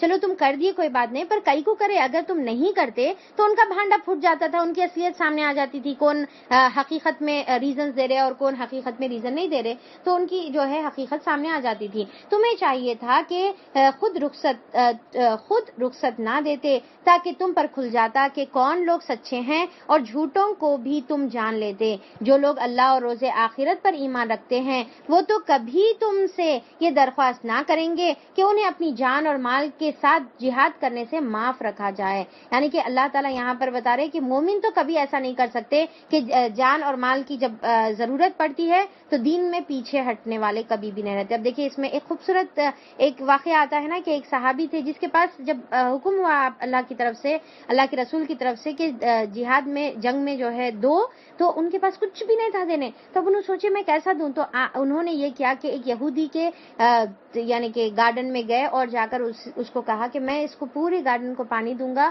کہ تم پھر اس کے بعد میرے کو کچھ اجرت دینا. تو پھر انہوں نے وہاں پر گئے اور جا کر پوری رات گارڈن میں پانی دیتے رہے اس کے کھیت میں. اس کے بعد صبح میں اس نے ایک مٹھی کھجور ان کو دیے. تو وہ مٹھی کھجور انہوں نے لے کر آ کر آپ صلی اللہ علیہ وسلم کو دیا، اور آپ صلی اللہ علیہ وسلم کو بولے کہ میرے پاس بس اتنا ہی کنٹریبیوشن. تو آپ صلی اللہ علیہ وسلم اتنے خوش ہوئے وہ دے کر، اتنے خوش ہوئے. تو آپ صلی اللہ علیہ وسلم نے وہ مٹھی بھر کھجور پورے جتنا مال غنیمت مال وہاں پر جمع ہوا تھا وہ تمام مال کے اوپر پھیلا دیا، اور بولے کہ اس کے سب سے زیادہ وزن ہے. تو اس کے اوپر کچھ منافقین ہنسنے بھی لگے کہ یہ لو دیکھو یہ مٹھی بھر کے کھجور لے کر رومن امپائر کے خلاف جو ہے لڑنے والے ہیں، دیکھو یہ حال دیکھو ان لوگوں کا. تو ایسا وہ لوگ مذاق اڑانے لگے. خیر تو اللہ تعالیٰ بولے کہ مومن کا تو حال یہ ہے کہ وہ اپنی پورے کا پورا مال اور جان اللہ تعالیٰ کی راہ میں لگاتے ہیں، اور وہ جہاد اور پھر اللہ تعالیٰ متقیوں کو خوب جانتا ہے. ایسے درخواستیں تو صرف وہی لوگ کرتے ہیں جو اللہ اور روز آخرت پر ایمان نہیں رکھتے. اب دیکھیے کہ جس کو آخرت کا یقین نہیں رہتا ان کے پاس زندگی بھر گزر جاتی، کبھی بھی ان کے پاس ریزنز ختم ہی نہیں ہوتے. اب کوئی بولتا کہ بھئی ارے ابھی شادی ہوئی نا، نیا نیا ہے، پھر اس کے بعد ارے اب پریگننٹ ہو گیا، ارے پھر چھوٹا بچہ ہے، ارے پھر اب اس کی فیڈنگ ٹائم ہے، پھر اب اس کے بعد جو ہے اس کی ذمہ داری ہے، یا پھر دوسرے بچے کی آمد ہے. تو یہ سلسلہ بس چلتے ہی چلے جاتا. آپ دیکھیں کہ میرے پاس جو مدرسے میں ہیں بعض بچیاں ایسی ہیں ماشاءاللہ بارک اللہ، اللہ ان کو بہترین جزا دے، کہ 9 مہینے تک مسلسل نہ کبھی مارننگ سکنس کی وجہ سے انہوں نے اللہ کی راہ میں نکلنے سے انہوں پیچھے رہے، نہ کبھی ان کی ہیوی پریگننسی یعنی کہ جب آخری میں بوجھل ہو جاتی ہے عورت تو اس کا چلنا، اس کا پھرنا، اس کا بیٹھنا مشکل ہو جاتا، پر آتے بیٹھتے قرآن کو سیکھتے ہیں. تو یعنی کہ کبھی ان کی اور پھر جو ہے جیسا ڈیلیوری ہو گئی تو ڈیلیوری ہونے کے بعد بھی آن لائن اگر آ سکتے تو آ کے کلاسز کو اٹینڈ کرتے تھے. تو ایسے قربانیاں دین کی راہ میں کرنا ہے، کبھی بھی ریزن نہیں دینا ہے. اب اگر ریزن دینے بیٹھے تو 1000 ریزن نکل جاتے، اور اگر کرنے اللہ کی راہ میں جدوجہد بیٹھے تو پھر کوئی ریزن، کوئی رکاوٹ آپ کو پیچھے نہیں کر سکتی. تو اللہ تعالیٰ یہاں پر بتا رہے ہیں. اور آج کل تو اتنی سہولت ہو گئی، ہر چیز منہ تک ہے ہمارے، ہر چیز آن لائن ہو گئی، ہر چیز اللہ تعالیٰ اتنی آسانی کر دیے ہوئے ہیں. تو اللہ تعالیٰ یہاں پر بتا رہے کہ جو لوگ اللہ اور آخرت پر ایمان رکھتے کبھی وہ ایسی بیکار کی درخواستیں نہیں کریں گے. ہمیشہ ریزن، آج یہ ہو گیا کل وہ ہو گیا اور آج یہ ہو گیا. اس کی وجہ سے بعض لوگ تو دین کی راہ میں تو چھوڑیے نماز سے بھی پیچھے رہتے ہیں، اور ہمیشہ ان کے پاس ریزن رہتا ہے. جن کے دلوں میں شک ہے اور اپنے شک ہی میں وہ مرتد ہوئے جا رہے ہیں، یعنی کہ بے سکونی میں منافقین پڑے ہوئے ہیں، کیونکہ دین سے دوری بے سکونی کا ہی سبب بنتی ہے. اگر واقع ان کا ارادہ نکلنے کا ہوتا تو وہ اس کے لیے کچھ تیاری کرتے. تو اب یہاں پر اگر واقع میں ارادہ ہوتا تو تیاری بھی تو کرتے نا، کچھ پریپریشن کرتے. ان کے عمل سے معلوم ہوتا، جیسا اکثر لوگ ارے میں سب پوری کوشش کرا، لاسٹ مومنٹ پہ یہ ہو گیا. اچھا واقع میں کرے کوشش، واقع میں میکسیمم ایفرٹ لگائے، اچھا اگر کرے ہوئے ہیں تو پھر اجر ہے تمہارے لیے، برابر ایکول اجر ہے. پر اگر کچھ بھی کوشش نہیں کرے اور ارے ہاں ایکچولی پلان تھا پر یہ ہو گیا پر وہ ہو گیا، لیکن اللہ تعالیٰ کو ان کا اٹھنا ہی پسند پسند نہ تھا. اب یہ خطرناک آیت ہے ہمارے واسطے. کیا ہے؟ اللہ تعالیٰ بول رہے کہ انہوں ریزنز بتا رہے کہ اسی وجہ سے نہیں آئے. نہیں, انہوں ریزنز کی وجہ سے نہیں, بلکہ اللہ تعالیٰ تو ان کا اٹھنا ہی پسند نہیں کرے, اسی لیے انہوں بیٹھنے والوں میں شامل ہو گئے. آج دیکھیں کہ جو لوگ اللہ تعالیٰ کی راہ میں نکلتے ہیں, اللہ تعالیٰ کا دین پھیلاتے ہیں, دین کو پڑھتے ہیں, سیکھتے ہیں, سکھاتے ہیں, اللہ کی راہ میں جد و جہد کرتے ہیں, اپنی جان اور مال سے ہر طریقے سے قربانیاں کرتے ہیں, ایسے لوگوں کو ایکچولی اللہ تعالیٰ نے اٹھایا ہے, ان کو توفیق دیا ہے. اللہ تعالیٰ کے سلیکٹڈ بندے ہیں, اللہ تعالیٰ کے چوزن پیپل ہے, وہ اللہ تعالیٰ کے مقرب بندے ہیں. ان کا اٹھنا ہی یہ سب سے بڑی دلیل ہے. اور جو لوگ پیچھے رہ گئے ہوئے ہیں, جو پیچھے بیٹھے ہوئے ہیں, اپنی دنیا کی زندگی میں ہی مصروف ہے, دنیا کی زندگی پر ہی جھکے ہوئے ہیں, تو ایکچولی آپ جھکے ہوئے نہیں ہیں, آپ دین سے دور نہیں ہیں, بلکہ اللہ تعالیٰ نے آپ کو قابل ہی نہیں سمجھا چننے کے لیے. اللہ تعالیٰ نے آپ کو اپنے راہ میں نکلنے کے قابل ہی نہیں سمجھا, اسی لیے اللہ تعالیٰ آپ کو دنیا کی ایسی مصروفیتوں میں مصروف کر دیا کہ آپ اٹھنے سے ہی پیچھے رہ گئے. اللہ نے آپ کا اٹھنا ہی نہیں پسند کیا, اللہ آپ کو چاہ رہے نہیں اپنی راہ میں نکالیں. اللہ اکبر, اللہ چاہ رہے نہیں کہ آپ اپنے اللہ کی جو ہے کلام کو پڑھیں, سیکھیں اور سکھائیں. تو یہ دیکھیں کہ ہمارا یہاں پر کتنی بڑی یعنی کہ اللہ تعالیٰ کی طرف سے کتنی بڑی پھٹکار ہے. اللہ تعالیٰ کے یعنی کہ جو نکلے ہوئے ہیں وہ چوزن پیپل ہے, اور جو نہیں نکلے ہوئے اللہ کی راہ میں وہ ریجیکٹڈ پیپل ہے, وہ ریجیکٹڈ ہے. ہم دیکھنا ہمارا کس میں شمار ہے. اگر یہاں پر اور پھر دیکھیے کہ اب یہاں پر ایک بہت بڑی بشارت میں آپ لوگوں کو دوں کہ آپ یہاں پر چوزن پیپل ہے. کس اعتبار سے؟ کیونکہ آج آپ یہاں پر اللہ کا کلام سن رہے ہیں. یہاں پر سنو یا کہیں بھی سنو, ٹھیک ہے, یہیں پر سننا نہیں ہے بلکہ کہیں بھی سنو. اگر ہم قرآن سے جڑے ہوئے ہیں اور ہم اللہ کے کلام سے جڑے ہوئے ہیں, الحمدللہ, اللہ کا شکر ادا کریے کہ ہمارے کو اللہ تعالیٰ پیچھے رہ جانے والوں میں شامل نہیں کرے. اللہ تعالیٰ ہمارا اٹھنے کو پسند کرے, اور ہم اللہ کے وہ چوزن پیپل ہے. کوئی نہ کوئی ہماری وہ ادا اللہ کو پسند آئی کہ اللہ نے ہمارے کو اپنی راہ میں چن لیا. پر اب یہاں پر دیکھیں کہ ایک بار چنے جانے کے بعد ہم پھر اپنے آپ کو اللہ سے دور نہ کر لیں, ہم پھر اپنے آپ کو اللہ کی رحمت سے محروم نہ کریں. اب ایک بار چنے گئے, یہ تو اللہ کا رحم اور کرم ہے. اب ہم اگر اپنے آپ کو دور کر لیں گے تو پھر یہ اس سے بدبختی کی زیادہ علامت کوئی اور نہیں ہو سکتی. آج اللہ کی راہ میں اٹھ گئے, اب یہ قدم صرف خبر پر جا کر رکے گا.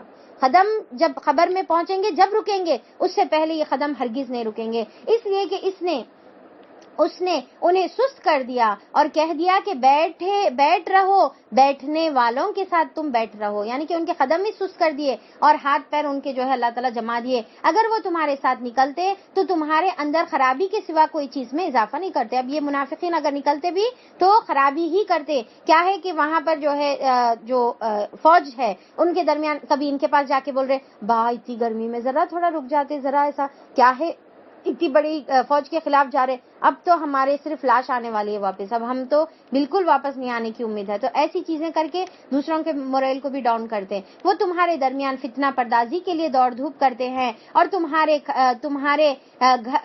گروہ کا حال یہ ہے کہ ابھی اس میں بہت سے ایسے لوگ موجود ہیں جو ان کی باتیں کان لگا کر سنتے ہیں. یعنی کہ ایک غلطی ہے کہ اشتہار پھیلانا, ایسے بیکار باتیں جو ہے دین کے خلاف کرنا. دوسری غلطی یہ بھی ہے کہ ایسی باتیں سننے والے بھی اللہ تعالیٰ بولے کمزور ایمان والے ہیں. یعنی کہ غلط باتیں سننا بھی کمزور ایمان کی علامت ہے. کیونکہ کیا حکم ہے, اگر غلط باتیں دین کے خلاف کی جا رہی ہے وہ مجلس سے اٹھ جانا ہے, ہمارے کو وہاں پر بیٹھنا بھی نہیں ہے. اللہ ان ظالموں کو خوب جانتا ہے. اس سے پہلے بھی ان لوگوں نے فتنہ انگیزی کی کوششیں کی ہے اور تمہیں ناکام کرنے کے لیے ہر طرح کی تدبیروں کا الٹ پھیر کر چکے ہیں, یہاں تک کہ ان کی مرضی کے خلاف حق آ گیا اور اللہ کا کام پورا ہو کر رہا. تو اب یہاں پر دیکھیں کہ یہ پہلی بار نہیں ہے جو فتنہ کرے منافقین, اس سے پہلے بھی بہت کر چکے ہیں. اور انشاءاللہ آگے آنے والی صورتوں میں ہم دیکھیں گے کہ کیسا بی بی عائشہ پر تہمت بھی انہوں نے لگائی تھی.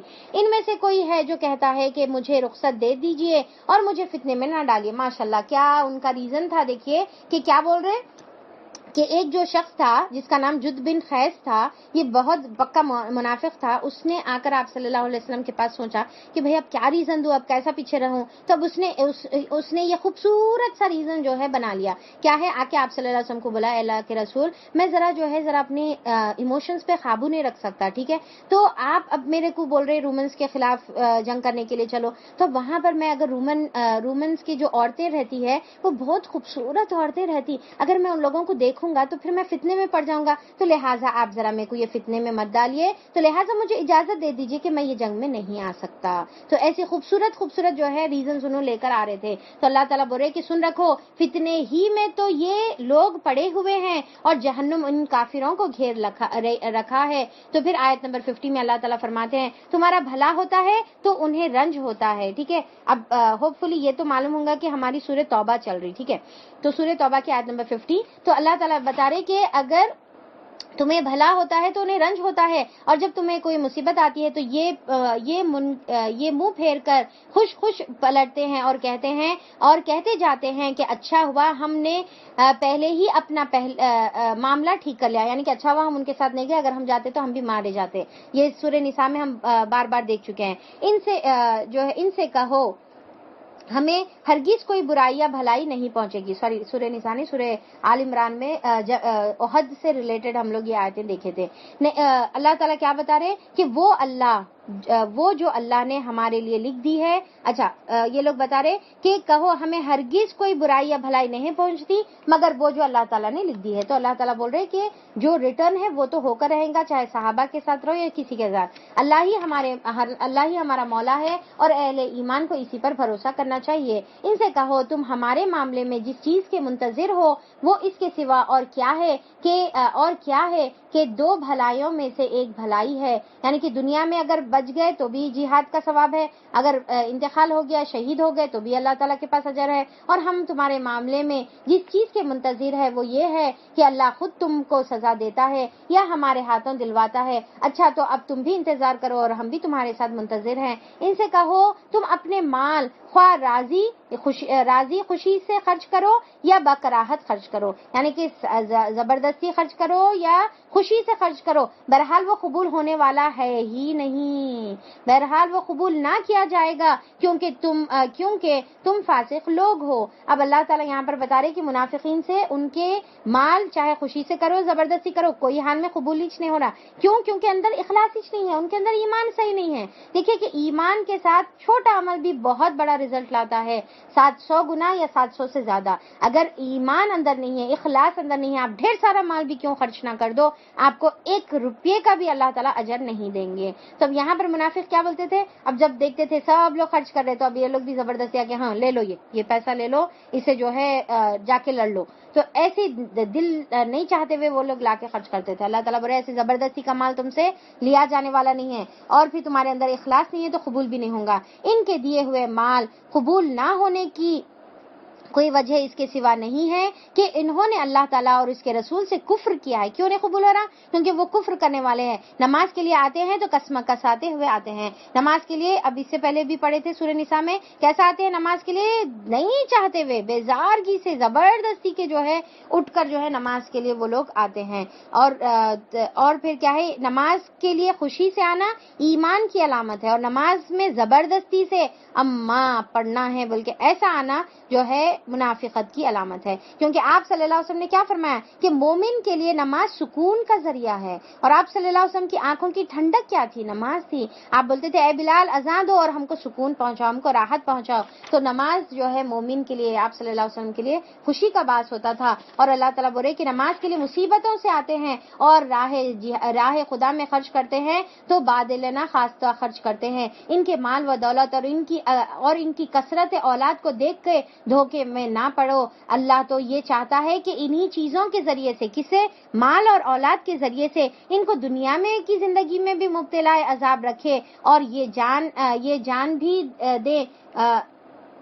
جان بھی دے تو انکار حق ہی کی حالت میں دیں گے۔ یعنی کہ اللہ تعالیٰ یہ بتا رہے کہ دنیا اور آخرت میں اللہ تعالیٰ ان کے مال اور اولاد ہی کی وجہ سے ان کو عذاب میں رکھے گا۔ دیکھیے کہ جو لوگ اولاد کی وجہ سے یا مال کی وجہ سے اللہ کی راہ سے پیچھے ہٹتے ہیں اور نفاق اپنا بتاتے ہیں، اللہ کی راہ سے پیچھے ہٹتے ہیں، دین کے لیے جو ہے جدوجہد نہیں کرتے، اللہ تعالیٰ وہی مال کے ذریعے سے اور وہی اولاد کے ذریعے سے ان کو نقصان پہنچائے گا۔ اور یعنی کہ کئی لوگ ایسے رہتے جو اپنی اولاد کے پیچھے زندگیاں لگاتے اور وہی اولاد ان کو جو ہے آج آنسوؤں کا سبب بنی ہوئی رہتی، آج ہکال دیتی، گھر سے نکال دیتی، یا پھر جو ہے بدتمیزی کرتی، ہاتھ اٹھاتے بعض تو اولاد اتنی بدبخت اولاد رہتی کہ والدین پر ہاتھ اٹھاتی. خیر والدین کا جو ہے اولاد بھی اپنی کرنی کا جو ہے آخرت میں بھرے گی، اور والدین بھی جو ہے بھریں گے اگر اولاد اور مال کے خاطر دین سے دور رہے. وہ خدا کی قسم کھا کھا کر کہتے ہیں کہ ہم تم ہی میں سے ہیں، حالانکہ وہ ہرگز تم میں سے نہیں ہیں.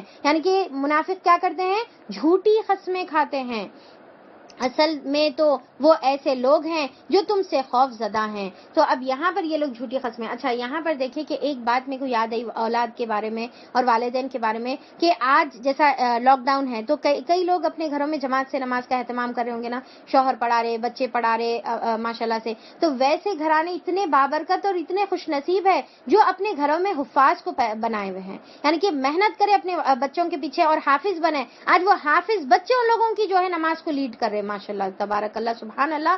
وہ حافظ بچے نماز کو لیڈ کرے، 12 سال کے 15 سال کے بچے، چھوٹے چھوٹے بچے جو ہے نمازوں کو لیڈ کرے 10 سال کے. تو اب یہاں پر کئی ایسے لوگ ہیں جو اپنے اولادوں کو کبھی تربیت ہی نہیں کرے، آج ان کی اولاد آخری کے سورے بھی صحیح طریقے سے نہیں پڑھ سکتے. تو یہاں پر ہمارے کو دیکھنا ہے کہ ہم لوگوں نے کیا محنت کی ہے، اور پھر خود ایک تو اولاد کے علاوہ ہمارے کو خود اپنے بھی لیول معلوم ہو رہا نا، اپن خود بھی کیا کمی کرے دین میں. ہم خود بھی آج جیسا تلاوت قرآن کا ماشاءاللہ سے دورہ چل رہا ہے، رمضان کی وجہ سے لوگ تلاوت کرتے، ہماری تلاوتیں کیا ہے آپ دیکھیے، ہم کیا محنت کریں تلاوتوں کے اوپر. کیا سال ہے ہماری، کتنی عمر ہے؟ 20 سال، 25 سال، 30 سال، 40 سال، 50 سال، 60 سال کی عمر ہے، پر آج تک ہماری تلاوت صحیح نہیں ہوئی. اللہ اکبر، اللہ اکبر، سبحان اللہ، اللہ پاک ہے. تو یہاں پر دیکھیے کہ ہمارے حال کیا ہے، ہم کیا لیول کے ہیں، ہمارا کیا حال ہے دیکھیے آپ. تو یہاں پر اللہ تعالیٰ بول رہے کہ یہی چیزوں کے ذریعے سے جو پیچھے لگے ہوئے نا دنیا کے پیچھے، وہی تمہارے اوپر جو ہے عذاب کے طور پر پلٹے گا. اور اللہ تعالیٰ بتا رہے منافقین کیا ہے، قسمیں کھا کھا کر بولیں گے کہ ہم آپ ہی میں سے ہیں. اگر وہ کوئی جائے پناہ پالیں یا کوئی یعنی کہ سوراخ پالیں تو اس کے اندر بیٹھ جائیں گے. تو اور پھر جو ہے وہاں پر اللہ تعالیٰ بتا رہے تو بھاگ کر اس میں جا گھسیں گے اگر کوئی شیلٹر پالے. اے نبی کریم صلی اللہ علیہ وسلم، ان میں سے بعض لوگ صدقات کی تقسیم میں تم پر اعتراض کرتے ہیں. یعنی کہ منافقین جب آپ صلی اللہ علیہ وسلم ایک وقت تھا آپ ڈسٹریبیوٹ کر رہے تھے تو ایک منافق آ کر بولا اے محمد انصاف کرو، یعنی کہ ایسا بدتمیزی سے اس نے بولا. تو آپ صلی اللہ علیہ وسلم نے فرمایا کہ میں انصاف نہیں کروں گا تو اور کون کرے گا انصاف. یعنی کہ آپ تو انصاف کرنے والے اور انصاف سکھانے والے تھے. اگر اس مال میں سے انہیں کچھ دے دیا جائے تو وہ خوش ہو جاتے ہیں، اور نہ دیا جائے تو وہ بگڑنے لگتے ہیں. کیا اچھا ہوتا کہ اللہ اور رسول صلی اللہ علیہ وسلم نے جو کچھ بھی انہیں دیا ہے اس پر وہ راضی رہتے. یعنی کہ کچھ لوگ ایسے رہتے کہ اگر ان کو دیا جائے تو بڑی خوشی سے آتے ہیں، اور ان کو نہیں دیا جائے تو انہوں پیچھے رہ جاتے ہیں. تو ایسے منافقت کی صفت ہماری اندر نہیں رہنا ہے. اب کئی ایسا رہتا نا کہ اگر ہم کسی محفل میں گئے اور جانے کے بعد اگر انہوں ہم کو عزت دیں گے تو ہم ان کی جو ہے محفل میں جائیں گے، عزت نہیں دیں گے تو ہم اللہ کی راہ میں نہیں جائیں گے. تو جانے کے بعد ان لوگ یہ ایکسپیکٹ کرتے ہیں کہ ہم کو جو ہے کوئی پوزیشن دی جائے، ہم کو لیڈر بنایا جائے، ہم کو آگے رکھا جائے، ہماری تعریف کی جائے تو ہم جو ہے خوشی خوشی آئیں گے. اگر ہماری یہ نہیں کیا جائے تو وہ بگڑ جاتے ہیں. تو دین کی راہ میں یہ نہیں رہنا ہے، چاہے آپ کو کوئی پوزیشن ملو نہیں ملو، آپ کو اپنا کنٹریبیوشن دین کی راہ میں کرتے رہنا ہے، اور جو کچھ اللہ اور اللہ کے رسول سے ملا ہے اس پہ خوش رہنے کا ہے. اور کہتے ہیں کہ اللہ ہمارے لیے کافی ہے، وہ اپنے فضل سے ہمیں اور بہت کچھ دے گا، اور اس کے رسول بھی ہم پر عنایت کریں گے. تو یہ مال غنیمت اللہ تعالیٰ کی طرف سے اللہ تعالیٰ بول رہے کہ جتنا مال غنیمت تم کو مل رہا ہے، جو بھی ڈویژن تم کو مل رہا ہے، بس اس میں تم خوش رہنے کا ہے. مال کی محبت دلوں سے نکال کر پھینکی جا رہی ہے. جیسا آپ صلی اللہ علیہ وسلم نے فرمایا کہ دینار اور درہم کا جو بندہ ہے وہ ہلاک ہو جائے. دینار اور درہم کا بندہ، آپ صلی اللہ علیہ وسلم نے 3 بار ریپیٹ کرے دینار اور درہم. دینار اور درہم کا بندہ کا مطلب کیا ہے؟ وہ انسان جو مال کو پوجتا ہے، وہ انسان جو مال کی عبادت کرتا ہے تو وہ اسی کا بندہ ہے، اور مال اس کا خدا ہو گیا اور وہ اس کا بندہ ہو گیا. تو اللہ تعالیٰ بول رہے، آپ صلی اللہ علیہ وسلم بول رہے کہ درہم اور دینار کا بندہ ہلاک ہو جائے. تو یہ مال کی محبت ہمارے دلوں میں نہیں رہنے کا ہے. ہم اللہ ہی کی طرف نظر جمائے ہوئے ہیں, یعنی کہ اللہ پر بھروسہ رکھنا ہے. یہ صدقات تو دراصل فقیر مسکینوں کے لیے ہے اور ان لوگوں کے لیے جو صدقات کے کام پر مامور ہے. اب یہاں پر یہ آیت نمبر 60, ٹھیک ہے, آیت نمبر 60 یہ زکوٰۃ سے ریلیٹڈ ہے اور اس کے اندر زکوٰۃ کے مصارف بتایا گیا ہے, یعنی کہ زکوٰۃ کے کون سے جگہوں پر خرچ کرنا زکوٰۃ, ٹھیک ہے, وہ بتایا گیا. کیا پہلی چیز فقیر اور مسکین کو دینا ہے وہ زکوٰۃ آپ کے, اور پھر دوسرا کیا ہے کہ وہ جو زکوٰۃ کو کلیکٹ کرنے کے لیے عاملین زکوٰۃ جو کلیکٹ کرنے کے اوپر مامور ہے, ان کی ڈیوٹی ہے دین کا کام کرنا. انہوں اپنے لیے کماتے نہیں بلکہ دین کے کنٹریبیوشن میں لگے ہوئے ہیں, تو ایسے لوگوں کو بھی آپ اپنی زکوٰۃ دے سکتے ہیں. اور ان کے لیے جن کی تالیف قلب مطلوب ہے, یعنی کہ نیو ریورڈ جو نیا ایمان لے کر آئے, اب ان کو اگر آپ فائنینشلی سپورٹ نہیں کریں گے تو ہو سکتا مجبوری میں آ کر انہوں واپس اپنے دین میں پھر جائے, کیونکہ ان کو بعض وقت ایسا ہوتا کہ گھر سے الگ کر دیا جاتا, بزنس سے دور کر دیا جاتا, ساری چیزیں ان کی چھین لی جاتی. تو اب ان کی ہیلپ کرنا ہے تم کو اور فائنینشلی ان کو سپورٹ کرنا ہے. اور پھر کیا ہے, نیز گردنوں کو چھڑانے میں, یعنی کہ گردنوں کو چھڑانے میں دونوں چیزیں آئیں گی. یا تو قیدی جو ہے ان کو آزاد کرنے میں ہے, وہ ٹائم پہ تو غلام تھا, یہ ٹائم پہ قیدی. اور دوسرا یہ ہے کہ اگر کوئی شخص قرض کے بوجھ میں دبا ہوا ہے, ٹھیک ہے, تو اس کو چھڑانے میں بھی آپ مدد کر سکتے ہیں. اور پھر اللہ تعالیٰ یہاں پر بتا رہے کہ اور قرضے داروں کی مدد کرنے کے لیے بھی, اور راہ خدا میں, اور مسافر نوازی میں, یعنی کہ مسافروں کی مدد کرنے میں استعمال کرنے کے لیے جو ہے مسافر نوازی میں استعمال کرنے کے لیے بھی خرچ کیا جا سکتا ہے. یہ فریضہ ہے اللہ تعالیٰ کی طرف سے. اب اللہ تعالیٰ کیا بتا رہے ہیں, یہ فرض ہے اللہ کی طرف سے. کیا زکوٰۃ فرض ہے اللہ کی طرف سے, اور اللہ سب کچھ جاننے والا اور دانا ہے. اب اس میں دیکھیں علماء اکرام بتاتے کہ تمام مصارف میں ہمارا تھوڑا تھوڑا پیسہ جانا چاہیے, آیت نمبر 60, تو تمام مصارف میں جانا چاہیے. پر اگر ایک جگہ ہم کو دکھ رہا ہے کہ بہت زیادہ ضرورت ایک جگہ پر ہے, کوئی ایک شخص کو زیادہ ضرورت ہے, تو پھر وہاں پر ہم جو ہے ایک جگہ بھی اپنی زکوٰۃ دے سکتے ہیں. ان میں سے کچھ لوگ ہیں جو اپنے باتوں سے نبی کریم صلی اللہ علیہ وسلم کو دکھ دیتے ہیں اور کہتے ہیں کہ یہ شخص کانوں کا کچا ہے. اب یہاں پر کیا بولتے تھے, کانوں کا کچا, مطلب کیا ہے کہ جو بھی آ کے ریزن دے رہے, جھوٹے سچے, اتنی بھی نوز باللہ اتنی بھی عقل نہیں ہے, اتنا ایسا بھولا ہے, دیکھو اتنی بھی عقل نہیں ہے کہ جو ہے بات کیا صحیح بول رہے کون غلط بول رہے اس کی پرکھ تک نہیں ہے. مطلب یہ ہے کہ صحیح اور جھوٹے کی پرکھ بھی نہیں ہے, جو بولتے جا رہے ہاؤ ہاؤ ہاؤ بول کے سب کی ریزن کو ایکسپٹ کر لے رہے, مذاق اڑا رہے, یعنی کہ آپ صلی اللہ علیہ وسلم کے پاس جو ہے معذرتیں کر رہے ہیں جھوٹے, اور پھر مذاق بھی اڑا رہے ہیں. اور پھر نعوذ باللہ اس کا اور ایک مطلب یہ ہے کہ کانوں کا کچا, مطلب صرف کان ہے, اس کے کان ہی کان ہے, یعنی کہ دو کانوں کے بیچ میں دماغ نہیں ہے بلکہ کان ہی کان ہے. نعوذ باللہ. تو یہ لوگ ایسی ایسی باتیں کر کے آپ صلی اللہ علیہ وسلم کو جو ہے تکلیف دیتے تھے. اور آپ صلی اللہ علیہ وسلم ان کا ریزن کیوں ایکسپٹ کرتے جا رہے تھے, کیونکہ آپ صلی اللہ علیہ وسلم اتنے رحمت والے تھے کہ آپ ان کو اجازت دیتے جا رہے تھے, ٹھیک ہے جاؤ, ٹھیک ہے. تو پھر یہاں پر اللہ تعالیٰ بتا رہے کہ انہوں اس طریقے سے تکلیف پہنچا رہے, وہ تمہاری بھلائی کے لیے ایسا ہے اللہ پر, یعنی کہ تمہارے کو جو اجازت دے رہے وہ تمہاری بھلائی کے لیے ہے. اللہ تعالیٰ پر ایمان رکھتا ہے اور اہل ایمان پر اعتماد کرتا ہے, جو آپ کے ساتھ, یعنی کہ آپ صلی اللہ علیہ وسلم جو بھلائی کر رہے, جو آسانی کا معاملہ کر رہے, یہ ان کی رحمت کی وجہ سے ہے. اور پھر کیا ہے کہ اللہ تعالیٰ یہاں پر بتا رہے کہ اور تم کو موقع بھی دیا جا رہا کہ ابھی بھی توبہ ہے, ابھی بھی توبہ کر کر پلٹ آ سکتے تم. اللہ تعالیٰ بول رہے کہ کہو وہ تمہاری بھلائی کے لیے ایسا ہے, یعنی کہ آپ صلی اللہ علیہ وسلم یہ جو نرم دل ہے وہ تمہاری بھلائی کے لیے ہے. اللہ پر ایمان رکھتا ہے اور اہل ایمان پر اعتماد کرتا ہے. کون؟ آپ صلی اللہ علیہ وسلم. سراسر رحمت ہے اور ان لوگوں کے لیے جو تم میں سے ایماندار ہیں, یعنی کہ رحمت والے کس کے اوپر ہے؟ آپ صلی اللہ علیہ وسلم جو ایمان رکھتے ہیں. اور جو لوگ اللہ اور رسول کو دکھ دیتے ہیں ان کے لیے دردناک سزا ہے. اے لوگوں جو یہ لوگ تمہارے سامنے قسمیں کھاتے ہیں تاکہ تمہیں راضی کریں, حالانکہ اگر یہ مومن ہیں تو اللہ اور اللہ کے رسول اس کے زیادہ حقدار ہیں کہ یہ ان کو راضی کرنے کی فکر کریں. کیا انہیں معلوم نہیں نہیں ہے کہ جو اللہ اور اس کے رسول کے مقابلہ کرتا ہے اس کے لیے دوزخ کی آگ ہے جن میں وہ ہمیشہ رہیں گے. یہ بہت بڑی رسوائی ہے. یہ منافق ڈر رہے ہیں کہ کہیں مسلمانوں پر کوئی ایسی صورت نازل نہ ہو جائے جو ان کے دلوں کے بھید کو کھول دے. یعنی کہ وہی آ کر کہاں ان کا بھانڈا پھٹ جاتا, وہ ڈرتے رہتے تھے. اے نبی کریم صلی اللہ علیہ وسلم ان سے کہو اور مذاق اڑاؤ, اللہ اس چیز کو کھول دینے والا ہے جس کے کھل جانے کا تم کو ڈر ہے. اگر ان سے پوچھو کہ تم کیا باتیں کر رہے تھے تو وہ جھوٹ کہہ دیں گے کہ ہم تو ہنسی مذاق اور دل لگی کر رہے تھے. اب یہاں پر کیا ہے کہ ان لوگ آپ صلی اللہ علیہ وسلم کے خلاف بیکار باتیں کرتے تھے, دین کے خلاف.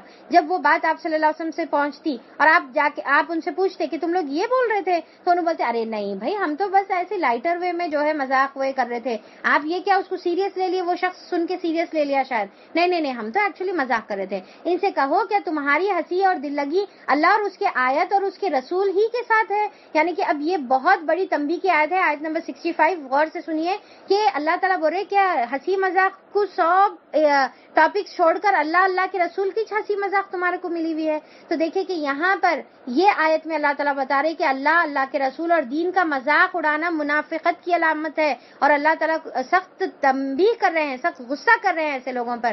آج ہمارے پاس بھی دیکھیے کہ کیا ہوتا, جوکس کے شکل میں اور اس کے شکل میں جو ہے کبھی رمضان کا مذاق اڑایا جا رہا, کبھی رمضان میں شیاطین کو قید کر رہے اس کا مذاق اڑایا جا رہا, کبھی جو ہے عبادتوں کا مذاق اڑایا جا رہا, ملک الموت کا جو ہے مذاق. ملک الموت کو اللہ تعالیٰ ایسا بولے انہوں جو ہے سو گئے تھے, پھر انہوں ایسے باتیں جو ہے اسلام کے لیے, دین کے شعار کے لیے, دین کی چیزوں کے لیے مذاق اڑانا بہت بڑا گناہ ہے, بہت بڑا گناہ ہے اور نفاق کی علامت ہے. اللہ تعالیٰ بولے دوسرا کوئی نہیں ملا وجہ, یعنی کہ ٹاپک آپ کو ہنسی مذاق کر لو, دوسری مذاق پر کیا اللہ کے رسول اور دین کا مذاق اڑائیں گے, اللہ کی آیتوں کا مذاق اڑائیں گے کہ اللہ تعالیٰ کی آیتیں اس طریقے سے, آپ صلی اللہ علیہ وسلم کی سنتوں کا مذاق اڑانا, بیٹھ کے پینے کا, کھانے کا, یا پھر بسم اللہ بولنے کا, یا پھر کون سی بھی چیز آپ جیسا بولتے نا کہ شیطان ناک کے پاس سے رات میں قیام کرتا ہے, تو ایسا کیسا مذاق اڑا رہے ہو اس کا. ایسی چیزوں کا ہم کو مذاق نہیں اڑانا ہے.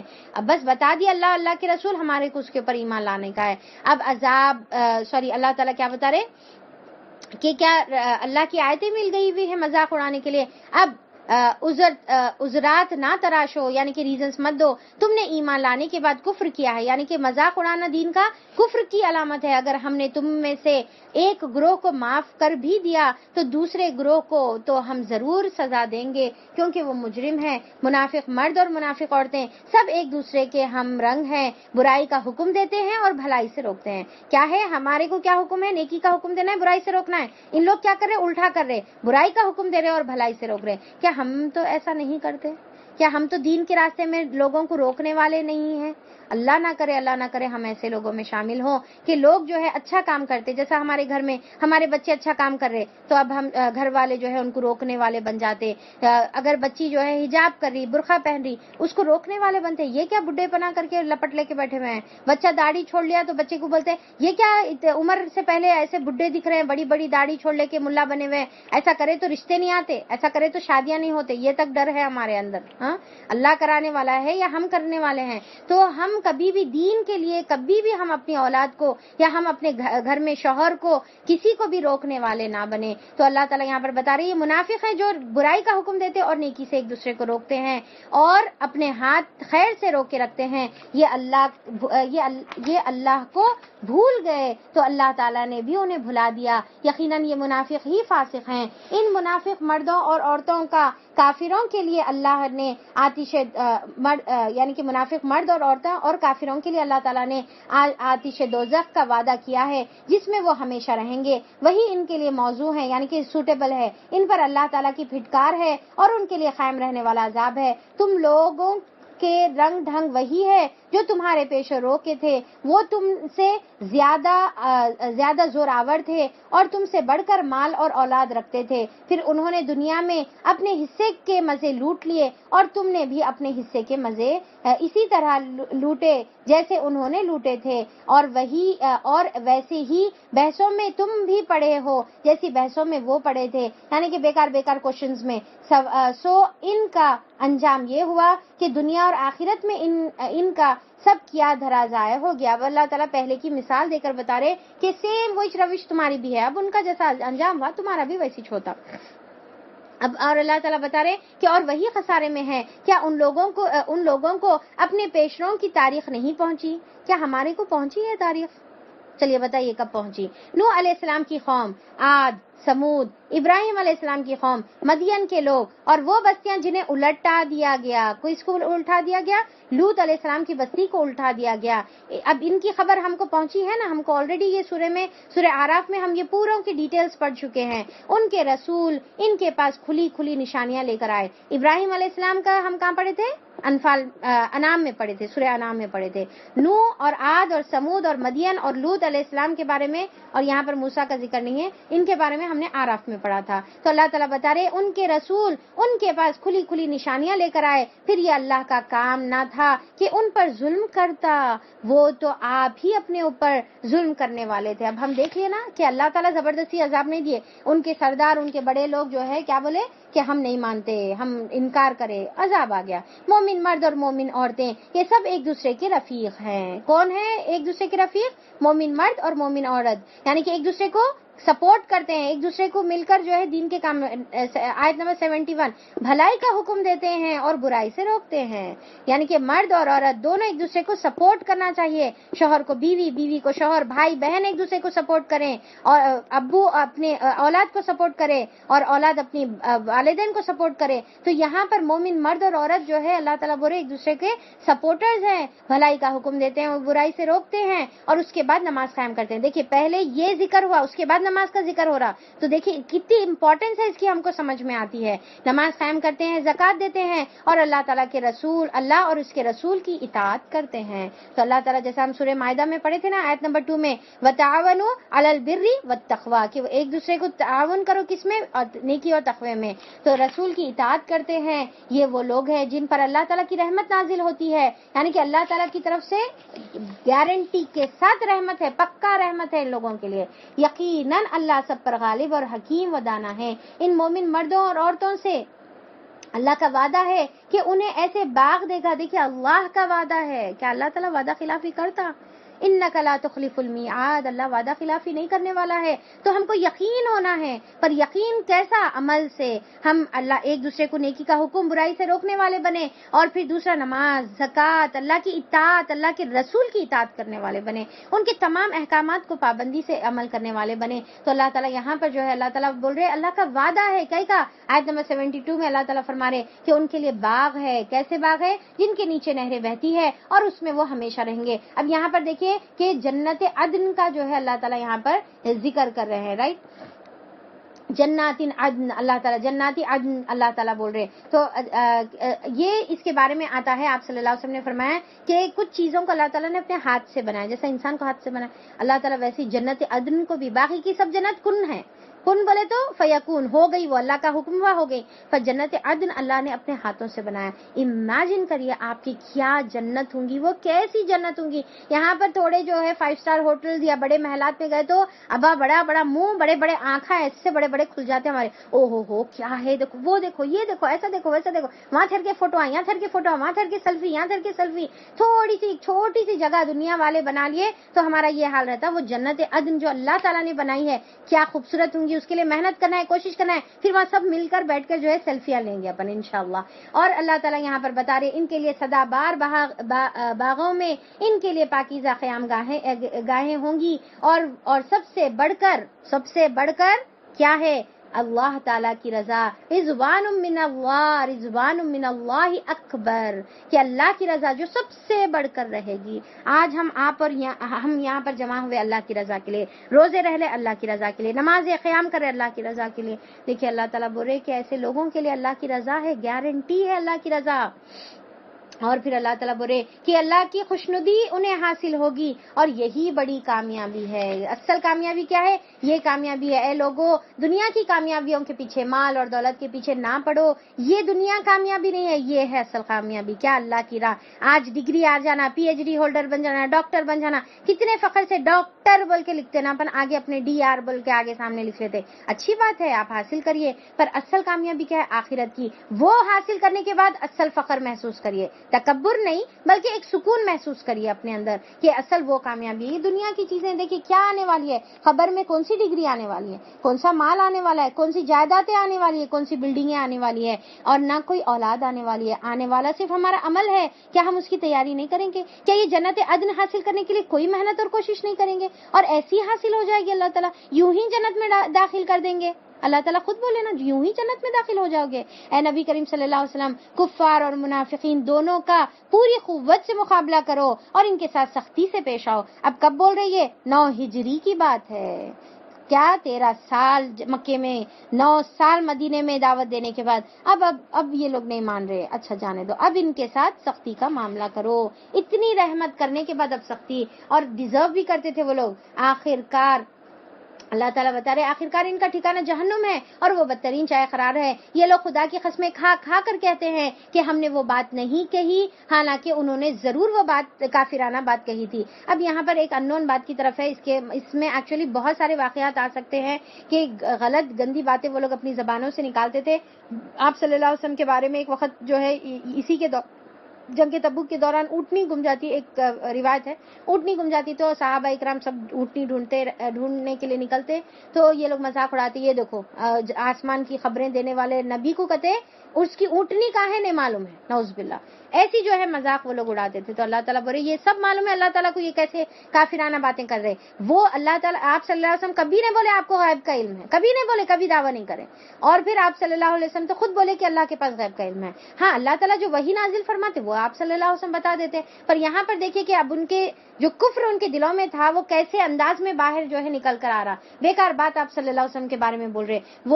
وہ اسلام لانے کے بعد کفر کے مرتکب ہونے اور انہوں نے ہو گئے اور انہوں نے وہ کچھ کرنے کا ارادہ کیا جسے کر نہ سکے, یعنی کہ آپ صلی اللہ علیہ وسلم. اب یہاں پر ایک اور ایک طرف جو ہے اشارہ ہے, آیت نمبر 74 ہماری چل رہی, اس کے اندر جو ہے وہ واقعے کی طرف اشارہ ہے. جنگ تبوک کی واپسی میں کچھ منافقین کیا کرے, اب جنگ تبوک تو ہوئی نہیں, رائٹ, تو اب آگے بتاتی ہوں میں کہ جنگ تبوک کا کیا معاملہ ہوا تھا. تو یہ تو پاسبل نہیں ہوا, تو اب انہوں کیا کرے واپسی میں اپنے چہروں کو ڈھانک لیے اور ڈھانک کر آپ صلی اللہ علیہ وسلم پر اٹیک کرے, آپ کو جان سے مارنے کی کوشش کرے.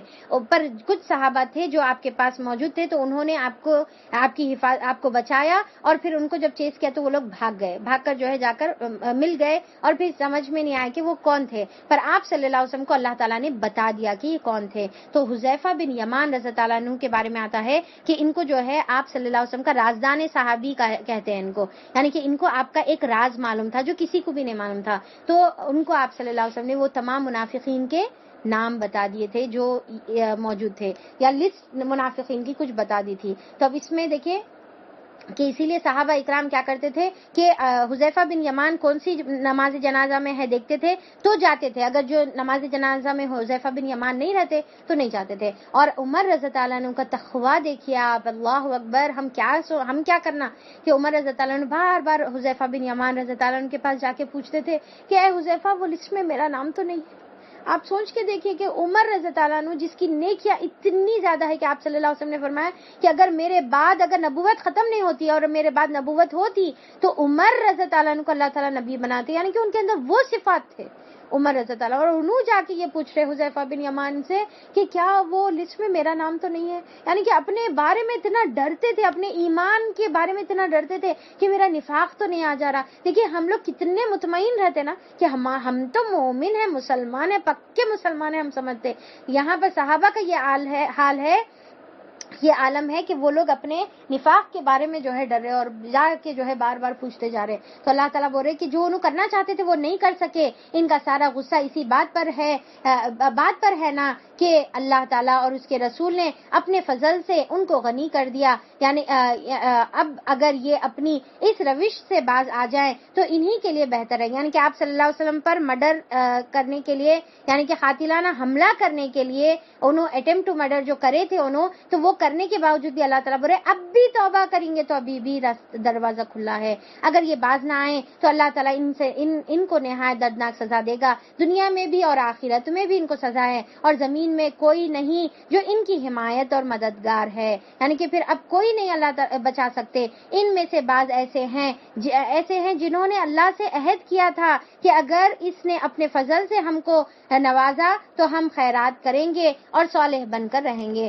تو اب اللہ تعالیٰ یہاں پر جو ہے بتا رہے کہ کئی لوگ ایسے ہیں جو اللہ تعالیٰ سے عہد کرتے, اللہ تعالیٰ آپ دیے تو ہم بھی اللہ کی راہ میں صدقہ کرتے, ہم بھی اللہ تعالیٰ کی راہ میں جد و جہد کرتے, ہمارے پاس ہے نہیں نا یہ, تو یہ مجبوری. تو اللہ تعالیٰ بتا رہے کہ اب دے دیے نا اللہ تعالیٰ, اب دینے کے بعد اللہ تعالیٰ دیکھیں گے. تو ہم بھی کیسے اللہ تعالیٰ سے وعدے کرتے نا, اب جیسا رمضان میں بھی جو ہے ہم وعدے کرتے, اب اللہ تعالیٰ اب اس کے بعد جو ہے اللہ تعالیٰ اب میرے کو معاف کر دیجیے, اب تک جو بھی ہوا نیکسٹ ٹائم سے میں بہت اچھی بن کے رہتی ہوں. پر اس کے بعد پھر ہم کیا کرتے؟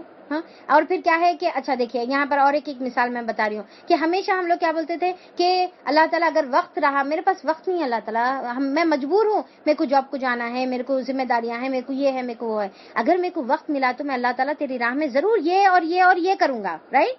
اب یہاں پر اللہ تعالیٰ کیا کرے, لاک ڈاؤن کر دیے, سب کو گھروں میں بند کر کے رکھ دیا اللہ تعالیٰ. اب بولے ہاں وقت ہے, اب دیکھیں گے کیسا استعمال کرتے یہ وقت کا. تو یہاں پر اللہ تعالیٰ بتا رہے کہ ان لوگ کیا کرتے, اللہ سے عہد کرتے کہ اللہ تعالیٰ اگر آپ ہم کو دیں گے تو ہم ضرور دیں گے, مگر جب اللہ تعالیٰ نے اپنے فضل سے ان کو دولت مند کر دیا, جب اللہ تعالیٰ نے اپنے فضل سے ان کو دولت مند کر دیا تو وہ بخل پر اتر آئے اور اپنے عہد سے پھر گئے. یعنی کہ یہ سب جھوٹے باتیں ہیں. جو خرچ کرنے والا ہے وہ تھوڑے میں سے بھی تھوڑا کرتا ہے, اور جو خرچ کرنے والا نہیں ہے اس کو کتنا بھی اللہ تعالیٰ دے وہ خرچ نہیں کرے گا. تو یعنی کہ جو اللہ کے, اب یہاں پر اور اس سے ہم کو یہ بھی سبق ملتا ہے کہ جو اللہ کی راہ میں جدوجہد کرنے والا ہے نا, اس کو وقت ملو نہیں ملو انہیں کرتا, ٹھیک ہے, اس کے پاس صلاحیت رہو نہیں رہو انہیں کرتا, اس کے پاس مال رہو نہیں رہو انہیں خرچ کرتا, اور جس کو نہیں کرنا ہے چاہے اس کو کتنا بھی وقت دے دیا جائے. اب اتنا وقت دیے نا اللہ تعالیٰ ہم کو لاک ڈاؤن میں, کیا کریں ہم وہ لاک ڈاؤن کا کیسا استعمال کریں. تو یہاں پر ہمارے کو خود اپنے آپ کو چیک کرنے کا ہے. اللہ تعالیٰ بولے وہ پھر اپنے عہد سے پھر گئے, اور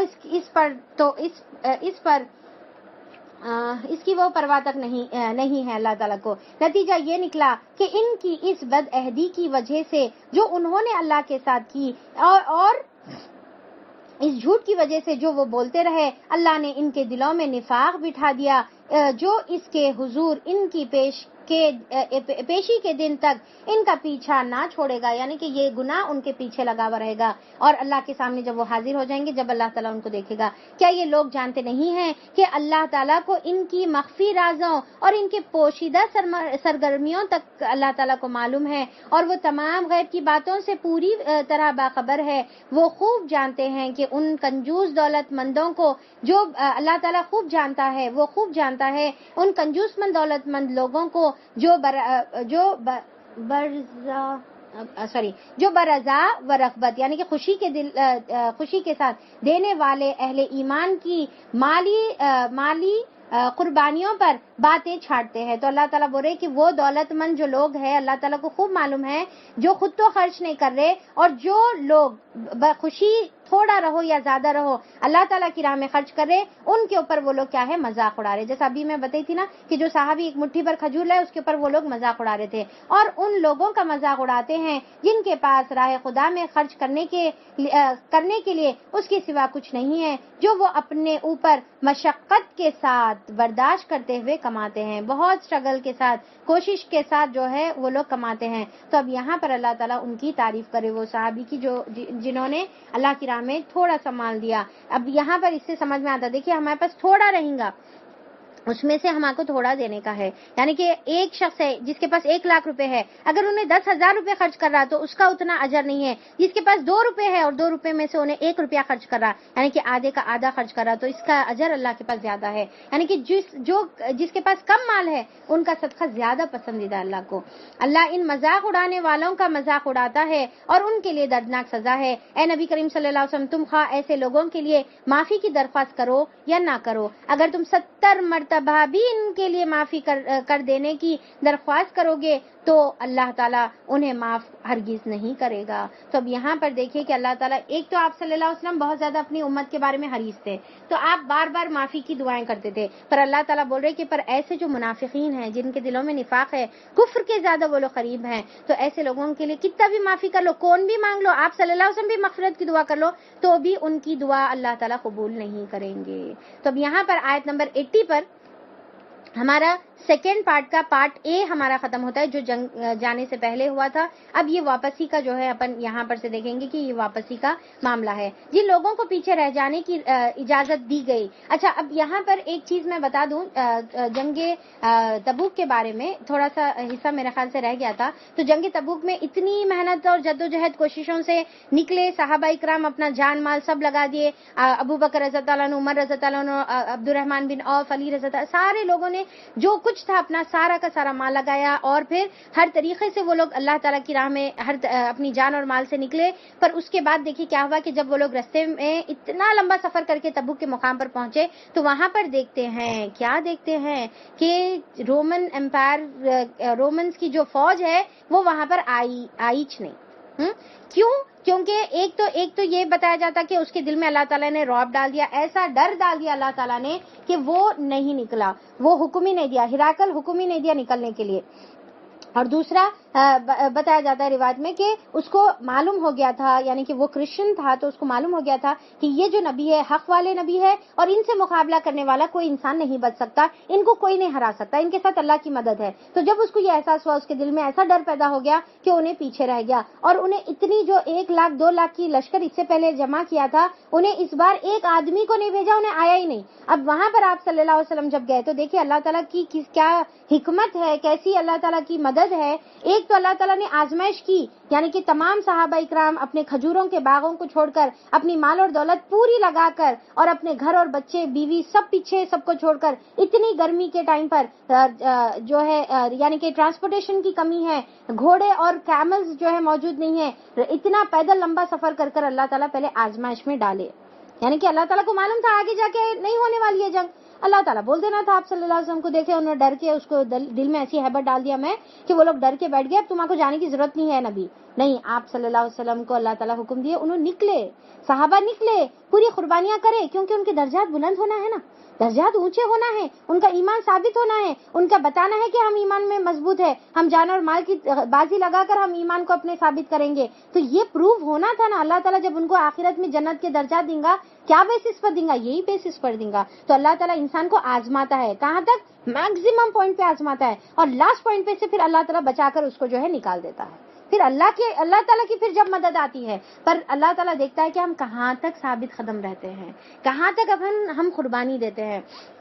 اس کے بعد وہاں پر یہ ہوا کہ ان لوگ کوئی بھی نہیں آئے، تو آپ صلی اللہ علیہ وسلم وہاں پر رہے، اور وہاں پر کئی دن گزارے. آپ صلی اللہ علیہ وسلم انتظار کرے اور رہ کر وہاں پر اطراف کے تمام لوگوں کو دین کی طرف دعوت دیے، اور تمام لوگوں سے پیس ٹریٹی آپ صلی اللہ علیہ وسلم نے کیا، اور ایک فتح یابی کے ساتھ آپ واپس آئے. اور اس جنگ کا ایسا رباب لوگوں کے اوپر پڑا کہ اتنی بڑی رومن امپائر جو ہے مسلمانوں کے آگے ڈر کے پیچھے ہٹ گئی اور نہیں آ سکی. تو اس کے بعد فوج در عام الوفود اس کو کہتے ہیں، یعنی کہ وفود یعنی کہ بہت سارے بڑے بڑے گروپس جو ہے اس کے اندر آ کر ایمان قبول کرے.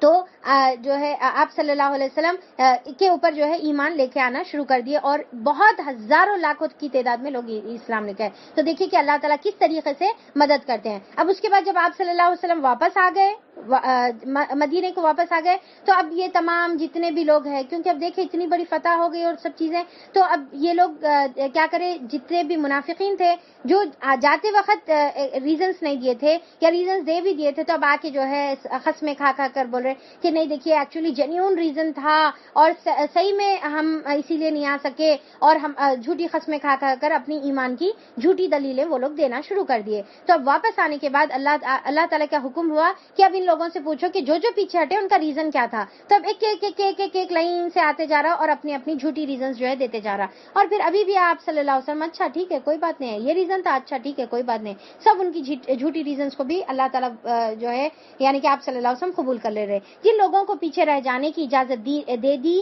گئی تھی وہ اللہ اور رسول کا ساتھ نہ دینے اور گھر بیٹھنے رہنے پر خوش ہوئے اور انہیں گوارا نہ ہوا کہ اللہ کی راہ میں جان اور مال سے جہاد کریں. انہوں نے لوگوں سے کہا اس سخت گرمی میں نہ نکلو. ان سے کہو جہنم کی آگ اس سے زیادہ گرم ہے. دیکھیے یہاں پر جو ہے ان لوگ کیا بولے, ابا اتنی سخت گرمی ہے, یہ گرمی میں نہیں نکلو. اگر ذرا ٹھنڈا رہتا تھا تو یعنی کہ دین پر عمل کرنا, دین میں جدوجہد کرنا موسم پر ڈیپینڈ نہیں کرنا ہے, یعنی کہ حالات پر ڈیپینڈ نہیں کرنا ہے, ہر حال میں نکلنا ہے. اور منافقین کیا بول رہے ہیں, گرمی بہت ہے نکو نکلو. اب اکثر میرے خیال سے کئی لوگ ایسے ہوں گے نہیں گرما بہت ہے ہم روزہ نہیں رہ سکتے, روزہ چھوڑ دے رہے. ٹھیک ہے, اللہ تعالیٰ بول رہے کہ جہنم کی گرمی کیسی ہے معلوم, یہ گرمی کو تم برداشت نہیں کر رہے, جہنم کی گرمی کے بارے میں سوچو. اور وہ تمام لوگوں کے لیے بھی یہاں پر ایک بہت بڑا سبق ہے جو گرمی کی وجہ سے حجاب نہیں کرتے, جو گرمی کی وجہ سے جو ہے اللہ تعالیٰ کے احکامات کو فالو نہیں کرتے. یہاں پر گرمی ہوتی, اللہ تعالیٰ بول رہے ان سے کہو جہنم کی گرمی زیادہ سخت ہے, جہنم کی آگ زیادہ گرم ہے. جہنم کی آگ کو کیا برداشت کر سکتے, یہاں پر دنیا کی گرمی کو نہیں برداشت کر سک رہے. سورج کی جو اتنے لاکھوں کروڑوں میل دور ہے, دنیا کی جو آگ ہے وہ 70 درجے زیادہ جو ہے جہنم کی آگ ہے, اس سے 70 درجے زیادہ. اور یہ دنیا کی جو آگ ہے یہ صرف 1% ہے اس کا. اور اللہ تعالیٰ وہ بھی 2 مرتبہ اللہ تعالیٰ اس کو سمندر میں ڈبا کر وہ آگ کو نکال کر ہماری دنیا کی آگ اللہ تعالیٰ دیے, ورنہ اتنی گرم ہوتی کہ ہم اس کو برداشت نہیں کر سکتے تھے. تو یہ 2 مرتبہ ٹھنڈی ہوئی پانی میں ٹھنڈی ہوئی آگ ہے, اس کو ہم یہاں پر اس کی بھاپ نہیں برداشت کر سکتے. اتنا بڑا چھالا ہمارے کو آ جاتا اگر روٹی کے اندر سے جو ہے بھاپ نکل کر ہم کو جلا دے. تو اللہ تعالیٰ بول رہے کہ دنیا کی واسطے تم پیچھے رہ رہے, آخرت کا تم سوچو, کیا وہ گرمی تم برداشت کر سکتے؟ یہاں پر پسینہ آ رہا, یہاں پر گرمی ہو رہی, یہاں پر باہر نہیں نکل رہے اور بہانے بنا رہے روزے چھوڑنے کے لیے یا دین کی راہ میں باہر نکلنے کے لیے جو ہے پیچھے رہ جا رہے. اللہ تعالیٰ بول رہے کہ وہ گرمی کے بارے میں سوچو, کاش انہیں اس کا شعور ہوتا. اب چاہیے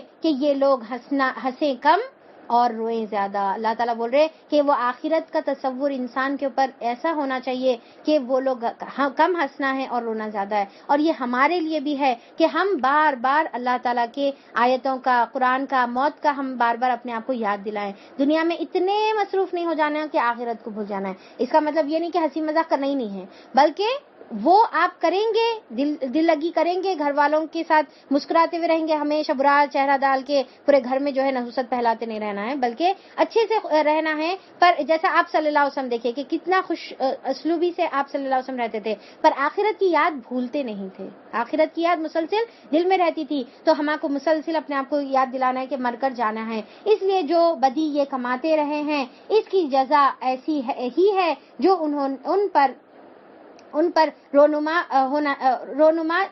ہوگی. اگر اللہ تعالیٰ ان کے درمیان تمہیں واپس لے جائے اور آئندہ ان میں سے کوئی گروہ جہاد کے لیے نکلنے کی تم سے اجازت مانگے تو صاف کہہ دینا کہ اب تم میرے ساتھ ہرگز نہیں چل سکتے اور میری معیت میں میرے ساتھ کسی دشمن سے نہیں لڑ سکتے. تم نے پہلے بیٹھ رہنے کو پسند کیا تھا تو اب گھر میں بیٹھ رہنے والوں کے ساتھ ہی بیٹھے رہو. تو اب اللہ تعالیٰ یہاں پر کیا بتا رہے کہ اب جو منافقین جو جنگ تبوک میں نہیں چلے, اب ان کی کھل کے ایمان اور منافقت سامنے آ گئی. اب آج کے بعد انہوں کسی چیز میں آپ صلی اللہ علیہ وسلم کے ساتھ باہر نہیں نکل سکتے, کوئی جنگ میں شامل نہیں ہو سکتے. اب ان کو ریجیکٹ کر دیا گیا, ان کو اپنی لسٹ سے اللہ تعالیٰ نے ان کو نکال دینے کا حکم دیا. یہ آئندہ ان میں سے جو کوئی مرے اس کی نماز جنازہ بھی تم ہرگز نہ پڑھنا اور نہ کبھی اس کی خبر پر کھڑے ہونا, کیونکہ انہوں نے اللہ اور اس کے رسول کے ساتھ کفر کیا ہے. اور آئندہ کا مطلب کیا ہے, یعنی کہ اب تک جو ہوا, کیونکہ اب تک جتنے بھی لوگ تھے, جیسا اب مدینے میں دیکھیے یہ جو منافقین ہیں, جو مشرکین ہیں, یہ تمام کیا ہے صحابہ کے رشتہ دار تھے. تو مشرکین اور منافقین کسی کا باپ ہے, جیسا عبداللہ ابن ابی کے بارے میں آتا ہے کہ ان کا جو بیٹے عبداللہ تھے وہ مخلص ایمان والے تھے, مخلص صحابی تھے, پر ان کا باپ جو ہے منافق تھا. پر کیا ہے, ایک باپ اور بیٹا ہونے کے ناطے آپس میں محبت تو ہوتی ہے, فطری محبت ہے. تو وہ لوگ ایک دوسرے کے لیے دعا کرتے تھے. ایون آپ صلی اللہ علیہ وسلم بھی دعا کرتے تھے. اور پھر آپ صلی اللہ علیہ وسلم عبداللہ ابن ابی کے بارے میں آتا ہے کہ آپ صلی اللہ علیہ وسلم نے اس کی نماز جنازہ پڑھائی. اب جب نماز جنازہ پڑھ رہے تو عمر رضی اللہ عنہ پیچھے سے آپ کا جو ہے کرتا پکڑ کے کھینچ رہے اور بول رہے کہ اللہ کے رسول یہ منافق کی نماز جنازہ مت پڑھیے مت پڑھیے مت پڑھیے. تو آپ صلی اللہ علیہ وسلم کو بولے کہ دیکھو اللہ تعالیٰ نے فرمایا ہے کہ 70 مرتبہ بھی مغفرت کی دعا کرو گے تو دعا قبول نہیں ہوگی. تو آپ صلی اللہ علیہ وسلم نے فرمایا میں اس سے زیادہ کروں گا. آپ کو اتنی محبت تھی, اتنی فکر تھی اپنے جو ہے امت سے کہ چاہے منافق ہے اپنی زندگی میں اتنی. دیکھیے آپ صلی اللہ علیہ وسلم بارے میں آتا ہے عبداللہ ابن ابی کے بارے میں کہ اس کو جب خبر میں لٹا دیا گیا تو آپ صلی اللہ علیہ وسلم نے خبر سے اس کو نکلوا کر اپنے گود میں اس کا سر رکھا اور اپنا لعاب دہن اس کے اوپر لگایا اور آپ نے اس کے لیے استغفار کی دعا کی, یعنی کہ آپ اس کی مغفرت کی دعا کریں. یہ وہی شخص ہے جو آپ صلی اللہ علیہ وسلم کی بیوی کے اوپر, بی بی عائشہ رضی اللہ عنہا کے اوپر, ابو بکر رضی اللہ عنہ کی بیٹی بی بی عائشہ رضی اللہ عنہا پر اتنا بڑا تہمت کا الزام لگایا تھا. آپ کی پاک دامنی کے اوپر اس نے کلنک جو ہے یعنی کہ اچھالنے کی کوشش کی. اللہ تعالیٰ تو آپ کا دامن کو پاک رکھے تھے اللہ تعالیٰ. تو خیر تو اللہ تعالیٰ اتنی تکلیف پہنچانے کے بعد آپ اتنی رحمت ہے. ہم اسی نبی کے امتی ہے, ہم کو بھی لوگوں کے ساتھ رحمت کا معاملہ کرنا ہے. کئی لوگ ایسا بولتے ہیں میں تو زندگی بھر نہیں معاف کر سکتی. نہیں معاف کر سکتے, لے کے پھر اپنے سر کے اوپر جو ہے وہ تمام چیزوں کا ٹوکرا. تو اللہ تعالیٰ یہاں پر کیا ہے کہ ہم کو معاف کرنے کا ہے. وہ چیز اٹھا کے پھرنے سے کیا ہونے والا ہے, اس کو نکال کے دل سے پھینک دو نا, معاف کر دو ایک بار, آپ کا دل خود ہی ہلکا ہو جائے گا. اللہ تعالیٰ آپ کو سکون عطا کریں گے, اللہ تعالیٰ آپ کو بہترین چیز عطا کریں گے اس کے بدل دنیا اور آخرت میں. وہ دل میں اٹھا کر پھر لیتے انہوں وہ ٹائم پہ وہ جب شادی تھی تو وہ ٹائم پہ میرے کو پھولا پنانے نہیں دیے, اب میں اس کو رکھ لیتی ہوں دل میں اٹھا کے رکھ لیتی ہوں. انہوں میرے کو کھانے کے اوپر نہیں بلائے, انہوں میرے کو دلہن کے ٹیبل پہ نہیں بٹھائے, انہوں جو ہے ایسا تحفہ میرے کو دیے, انہوں وہ ٹائم پہ دعوت میں نہیں بلائے. یہ بیکار چیزیں رکھ لے کے ہم لوگ دل میں بیٹھے ہوئے رہتے کہ انہوں ایسا نہیں کرے, انہوں ویسا نہیں کرے, انہوں میرے کو سلام نہیں کرے, انہوں میرے کو. تو یہ تمام چیزیں کیا ہے, یہ دل میں رکھ لینا جو ہے ہمارے نبی کے تعلیمات نہیں ہے, ہمارے نبی کی سنت نہیں ہے. اتنا بڑا الزام لگانے کے بعد اب بعض لوگ بولتے اچھا چلو یہ تو چھوٹی بات ہے, بعض لوگ یہ بولتے انہوں میرے اوپر اتنا بڑا الزام لگائے اب میں اس کو کبھی بھی نہیں بھول سکتی. اتنا بڑا آپ دیکھیے ایک عورت کے اوپر اس کی عزت کے اوپر اگر داغ لگایا جا رہا, اس سے بڑا الزام کوئی اور ہو سکتا؟ آپ کی بیٹی پہ, آپ کی بیوی پہ اگر یہ الزام لگا, اس سے بڑا الزام کوئی اور ہو سکتا؟ اتنے بڑے الزام کو بھی آپ صلی اللہ علیہ وسلم معاف کر کے وہ عبداللہ ابن ابی کی جو ہے نماز جنازہ پڑھ رہے, اس کے لیے مغفرت کی دعا کر رہے. تو یہاں پر ہمارا کیا حال رہنا ہے, ہم کو لوگوں کو جو ہے دلوں میں رکھ لے کے نہیں بیٹھا, انہوں یہ ٹائم پہ وہ, انہوں یہ ٹائم پہ وہ, دلوں میں سے نکال کے پھینکے اگر سچے نبی کی امتی ہیں. یہ ہے اصل. نعتیں پڑھنے سے کچھ نہیں ہوتا, جھوم جھوم کے نعتیں پڑھ کر جو ہے نام پر آنے سے, انگوٹھے چومنے سے کچھ بھی نہیں ہوتا. ٹھیک ہے, پڑھیے آپ محبت میں نعتیں پڑھیے, نہیں بول رہی ہوں, میرے کو بھی پسند ہے نعتیں جو شرک سے پاک ہے, تو آپ پڑھ سکتے, پر اصل کیا ہے آپ اس کے اوپر تعلیمات پر عمل کرنا ہے, آپ صلی اللہ علیہ وسلم کے طریقے پر عمل کرنا ہے. تو اللہ تعالیٰ یہاں پر بتا رہے اب تو تم پڑھ لیے نماز جنازہ کوئی بات نہیں, اب تک جو مسلمان مغفرت کی دعا کر لیے کوئی بات نہیں, پر آئندہ اس میں جو ہے اب نہیں کرنے کا ہے کہ تمہارے کو نماز جنازہ ہرگز نہیں پڑھانے کا ہے, اور کبھی ان کے خبر کے پاس بھی نہیں ٹھہرنے کا ہے, کیونکہ انہوں نے اللہ اور اللہ کے رسول کے ساتھ کفر کیا ہے اور وہ مرے ہیں اس حال میں کہ وہ فاسق تھے. تو اب اس سے کیا سمجھ میں آتا کہ نفاق کی حالت میں اگر ہم مرے اور شرک کی حالت میں ہم مرے تو ہم اللہ تعالیٰ کے مخلص بندوں کی دعا سے بھی محروم رہ جاتے ہیں. اگر ہمارے رشتہ دار کفر پر مرے, ہمارے رشتہ دار شرک پر مرے, تو مرنے کے بعد ہم ان کے لیے مغفرت کی دعا نہیں کر سکتے. یعنی کہ اگر ہمارے باپ, ہمارے بھائی, ہمارے امی, ہمارے شوہر جو بھی کفر میں یا شرک اللہ تعالیٰ کے ساتھ شرک کرتے تھے اور ایسی حالت میں مرے, تو ہم کو ان کے لیے مغفرت کی دعا بھی نہیں کرنے کا. یا اللہ کتنی بڑی محرومی ہے, آپ بتائیے. ہمارا دل ان کے لیے تڑپیں گا پر ہم کچھ بھی نہیں کر سکتے, کیونکہ دیکھیے ابراہیم علیہ السلام کا آگے ہم ذکر دیکھیں گے کہ انہوں نے اپنے باپ کے لیے دعا کی تو اللہ تعالیٰ ان کی بھی دعا نہیں قبول کریں گے. آپ صلی اللہ علیہ وسلم کی دعا بھی جو ہے ابو طالب کے حق میں قبول نہیں کی گئی. ٹھیک ہے, صرف اتنا کہ ہلکا عذاب ہوں گا, اور ایسا عذاب کہ دماغ کھولیں گا, 2 آگ کی جوتیاں پہنائی جائیں گی تو دماغ ان کا کھولیں گا, اس اتنا خطرناک عذاب.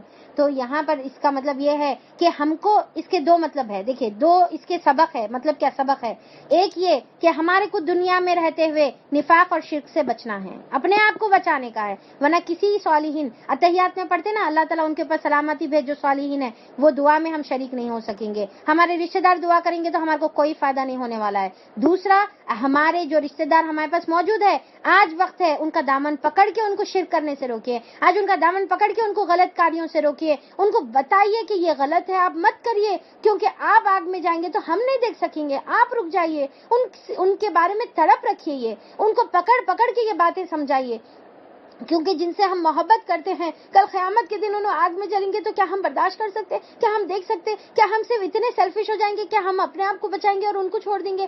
جیسا جیسا موقع ہوا پیار سے, محبت سے, طریقے سے ان کو بتاتے جائیے, ان کو سمجھاتے جائیے, ان کو بھی روکیے. ورنہ پھر بعد میں یہ حال ہوگا کہ ایک مرتبہ ان کی جو ہے سانس ان کے جسم سے نکل گئی تو آپ ان کے لیے مغفرت کی دعا بھی نہیں کر سکتے. آج ان کو پکڑ کے آپ روک سکتے, کل ان کے لیے مغفرت کی دعا بھی نہیں کر سکتے. آج وقت ہے ان کو بچا لیجئے, اور اپنے آپ کو بھی ہم کو بچانے کا ہے. ان کی مالداری اور ان کے کثرت اولاد تم کو دھوکے میں نہ ڈالے, یعنی کہ اب دنیا میں اللہ تعالیٰ دیے ہوئے ہیں تو دھوکے میں نہ ڈالے. اللہ نے تو ارادہ کر لیا ہے کہ اس مال اور اولاد کے ذریعے سے ان کو اسی دنیا میں سزا دے اور ان کی جانیں اس حال میں نکالیں کہ وہ کافر ہیں. تو اللہ تعالیٰ کیا بتا رہے, اللہ کا کیا ارادہ ہے کہ یہی مال اور یہی اولاد کے ذریعے سے, اب اس سے پہلے بھی سیم آیت پڑھے تھے اپن, یہی مال اور یہی اولاد کے ذریعے سے دنیا میں بھی سزا دے. یہ مال اور یہ اولاد رونے کا سبب بنتی ہے, اور پھر ان کی جو ہے جانیں اس حال میں نکالیں کہ وہ کافر ہے. جب کبھی کوئی سورہ اس موضوع کی نازل ہوئی کہ اللہ کو مانو اور اس کے رسول کو مانو اور رسول کے ساتھ مل کر جہاد کرو, تو تم نے دیکھا کہ جو لوگ ان میں سے صاحب مقدرت ہے یعنی کہ استطاعت رکھتے ہیں وہی تم سے درخواستیں کرنے لگیں گے اور انہیں جہاد کی شرکت سے معافی رکھا جائے. انہوں نے کہا کہ ہمیں چھوڑ دیجئے کہ ہم بیٹھنے والوں کے ساتھ رہیں. ان لوگوں نے گھر بیٹھنے والیوں میں شامل ہونا پسند کیا. اب اللہ تعالیٰ یہاں پر ان کو ایک یعنی کہ حقارت کے ساتھ اللہ تعالیٰ بولے کہ گھر میں بیٹھنا تو کس کا کام ہے؟ عورتوں کا کام ہے. تم عورتوں کے جیسا چوڑیاں پہن کر گھر میں بیٹھنے کو پسند کر رہے, ٹھیک ہے بیٹھ جاؤ, اللہ تعالیٰ کو تمہاری کوئی ضرورت نہیں ہے. اور ان کے دلوں پر ٹھپا پڑ گیا ہے یعنی کہ مہر لگ گئی ہے, سیل لگ گئی ہے, اس لیے کہ ان کی سمجھ میں اب کچھ نہیں آتا, بخلاف اس کے کہ رسول صلی اللہ علیہ وسلم نے ان لوگوں بخلاف اس کے رسول نے اور ان لوگوں نے جو رسول کے ساتھ ایمان لائے تھے اور اپنی جان اور مال سے جہاد کیا, اور اب ساری بھلائیاں انہی کے لیے ہے, وہی فلاح پانے والے ہیں. اور اللہ تعالیٰ بتا رہے کہ اللہ نے ان کے لیے ایسے باغ تیار کر رکھے ہیں جن کے نیچے نہریں بہ رہی ہے اور وہ اس میں ہمیشہ رہیں گے, اور یہ ہے عظیم الشان کامیابی. تو اب یہاں پر آیت نمبر 89, ٹھیک ہے, آیت نمبر 89 پہ اپن یہاں پر ختم کریں گے. کچھ آیتیں 4 آیتیں بچی ہوئی ہیں, جس کے بعد ہمارا یہ پارہ نمبر 11 انشاءاللہ سٹارٹ ہوگا. پارہ نمبر 10 ہمارا ختم ہو جائے گا انشاءاللہ.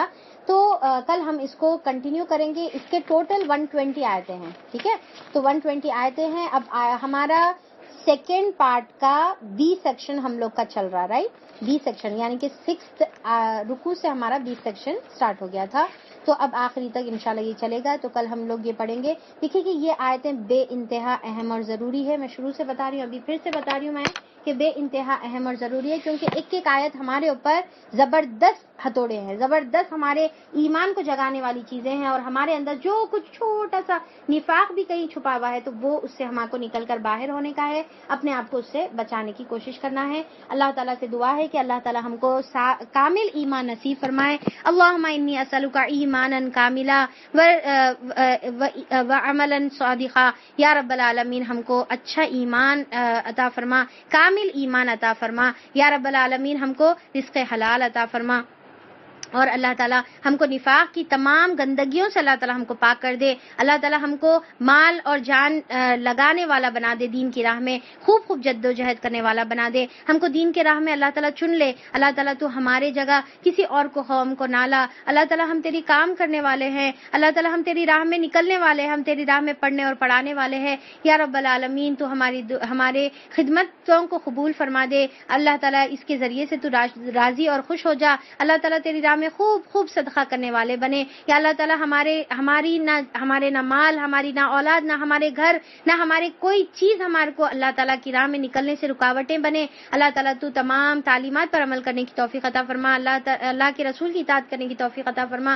اللہ تعالیٰ وہ جو جہنم ہے، جو بہت سخت ہے، جو بہت گرم ہے، اللہ تعالیٰ ہم اس کو برداشت نہیں کر سکتے یا رب العالمین، ہم اس کو برداشت نہیں کر سکتے. اللہ تعالیٰ تو ہم کو اس سے محفوظ کر دے. ہم کو اللہ تعالیٰ اللہم آتق رقابنا من النار، اللہ تعالیٰ ہماری گردنوں کو تو آگ کے عذاب سے آزاد کر دے. ورقاب آبائنا، اور ہمارے باپوں کو، وازواجنا، اور ہمارے ازواج کو، واولادنا، اور ہماری اولاد کو، واصحابنا، اور ہمارے تمام ساتھیوں کو اللہ تعالیٰ تو یہ جہنم کے عذاب سے، یہ آگ سے ہماری گردنوں کو آزاد فرما دے. یا رب العالمین، ہم تیرے سامنے جھکتے ہیں، ہم روزے دار ہیں، تیرے رضا کے لیے ہم روزہ رہے ہیں. یا اللہ تعالیٰ تو یہ تمام روزے دار جو تیرے سامنے ہاتھ پھیلا کر دعا کر رہے ہیں، تو تمام کی دعاؤں کو قبول فرما دے اور ہم کو کامل ایمان نصیب فرما دے. آمین ثم آمین. واخر الدعوانا ان الحمد للہ رب العالمین. سبحان ربک رب العزت عما یصفون وسلام علی المرسلین والحمد للہ رب العالمین. وصلی اللہ علی نبینا محمد وآلہ واصحابہ اجمعین برحمتک یا ارحم الراحمین. السلام علیکم ورحمۃ اللہ وبرکاتہ.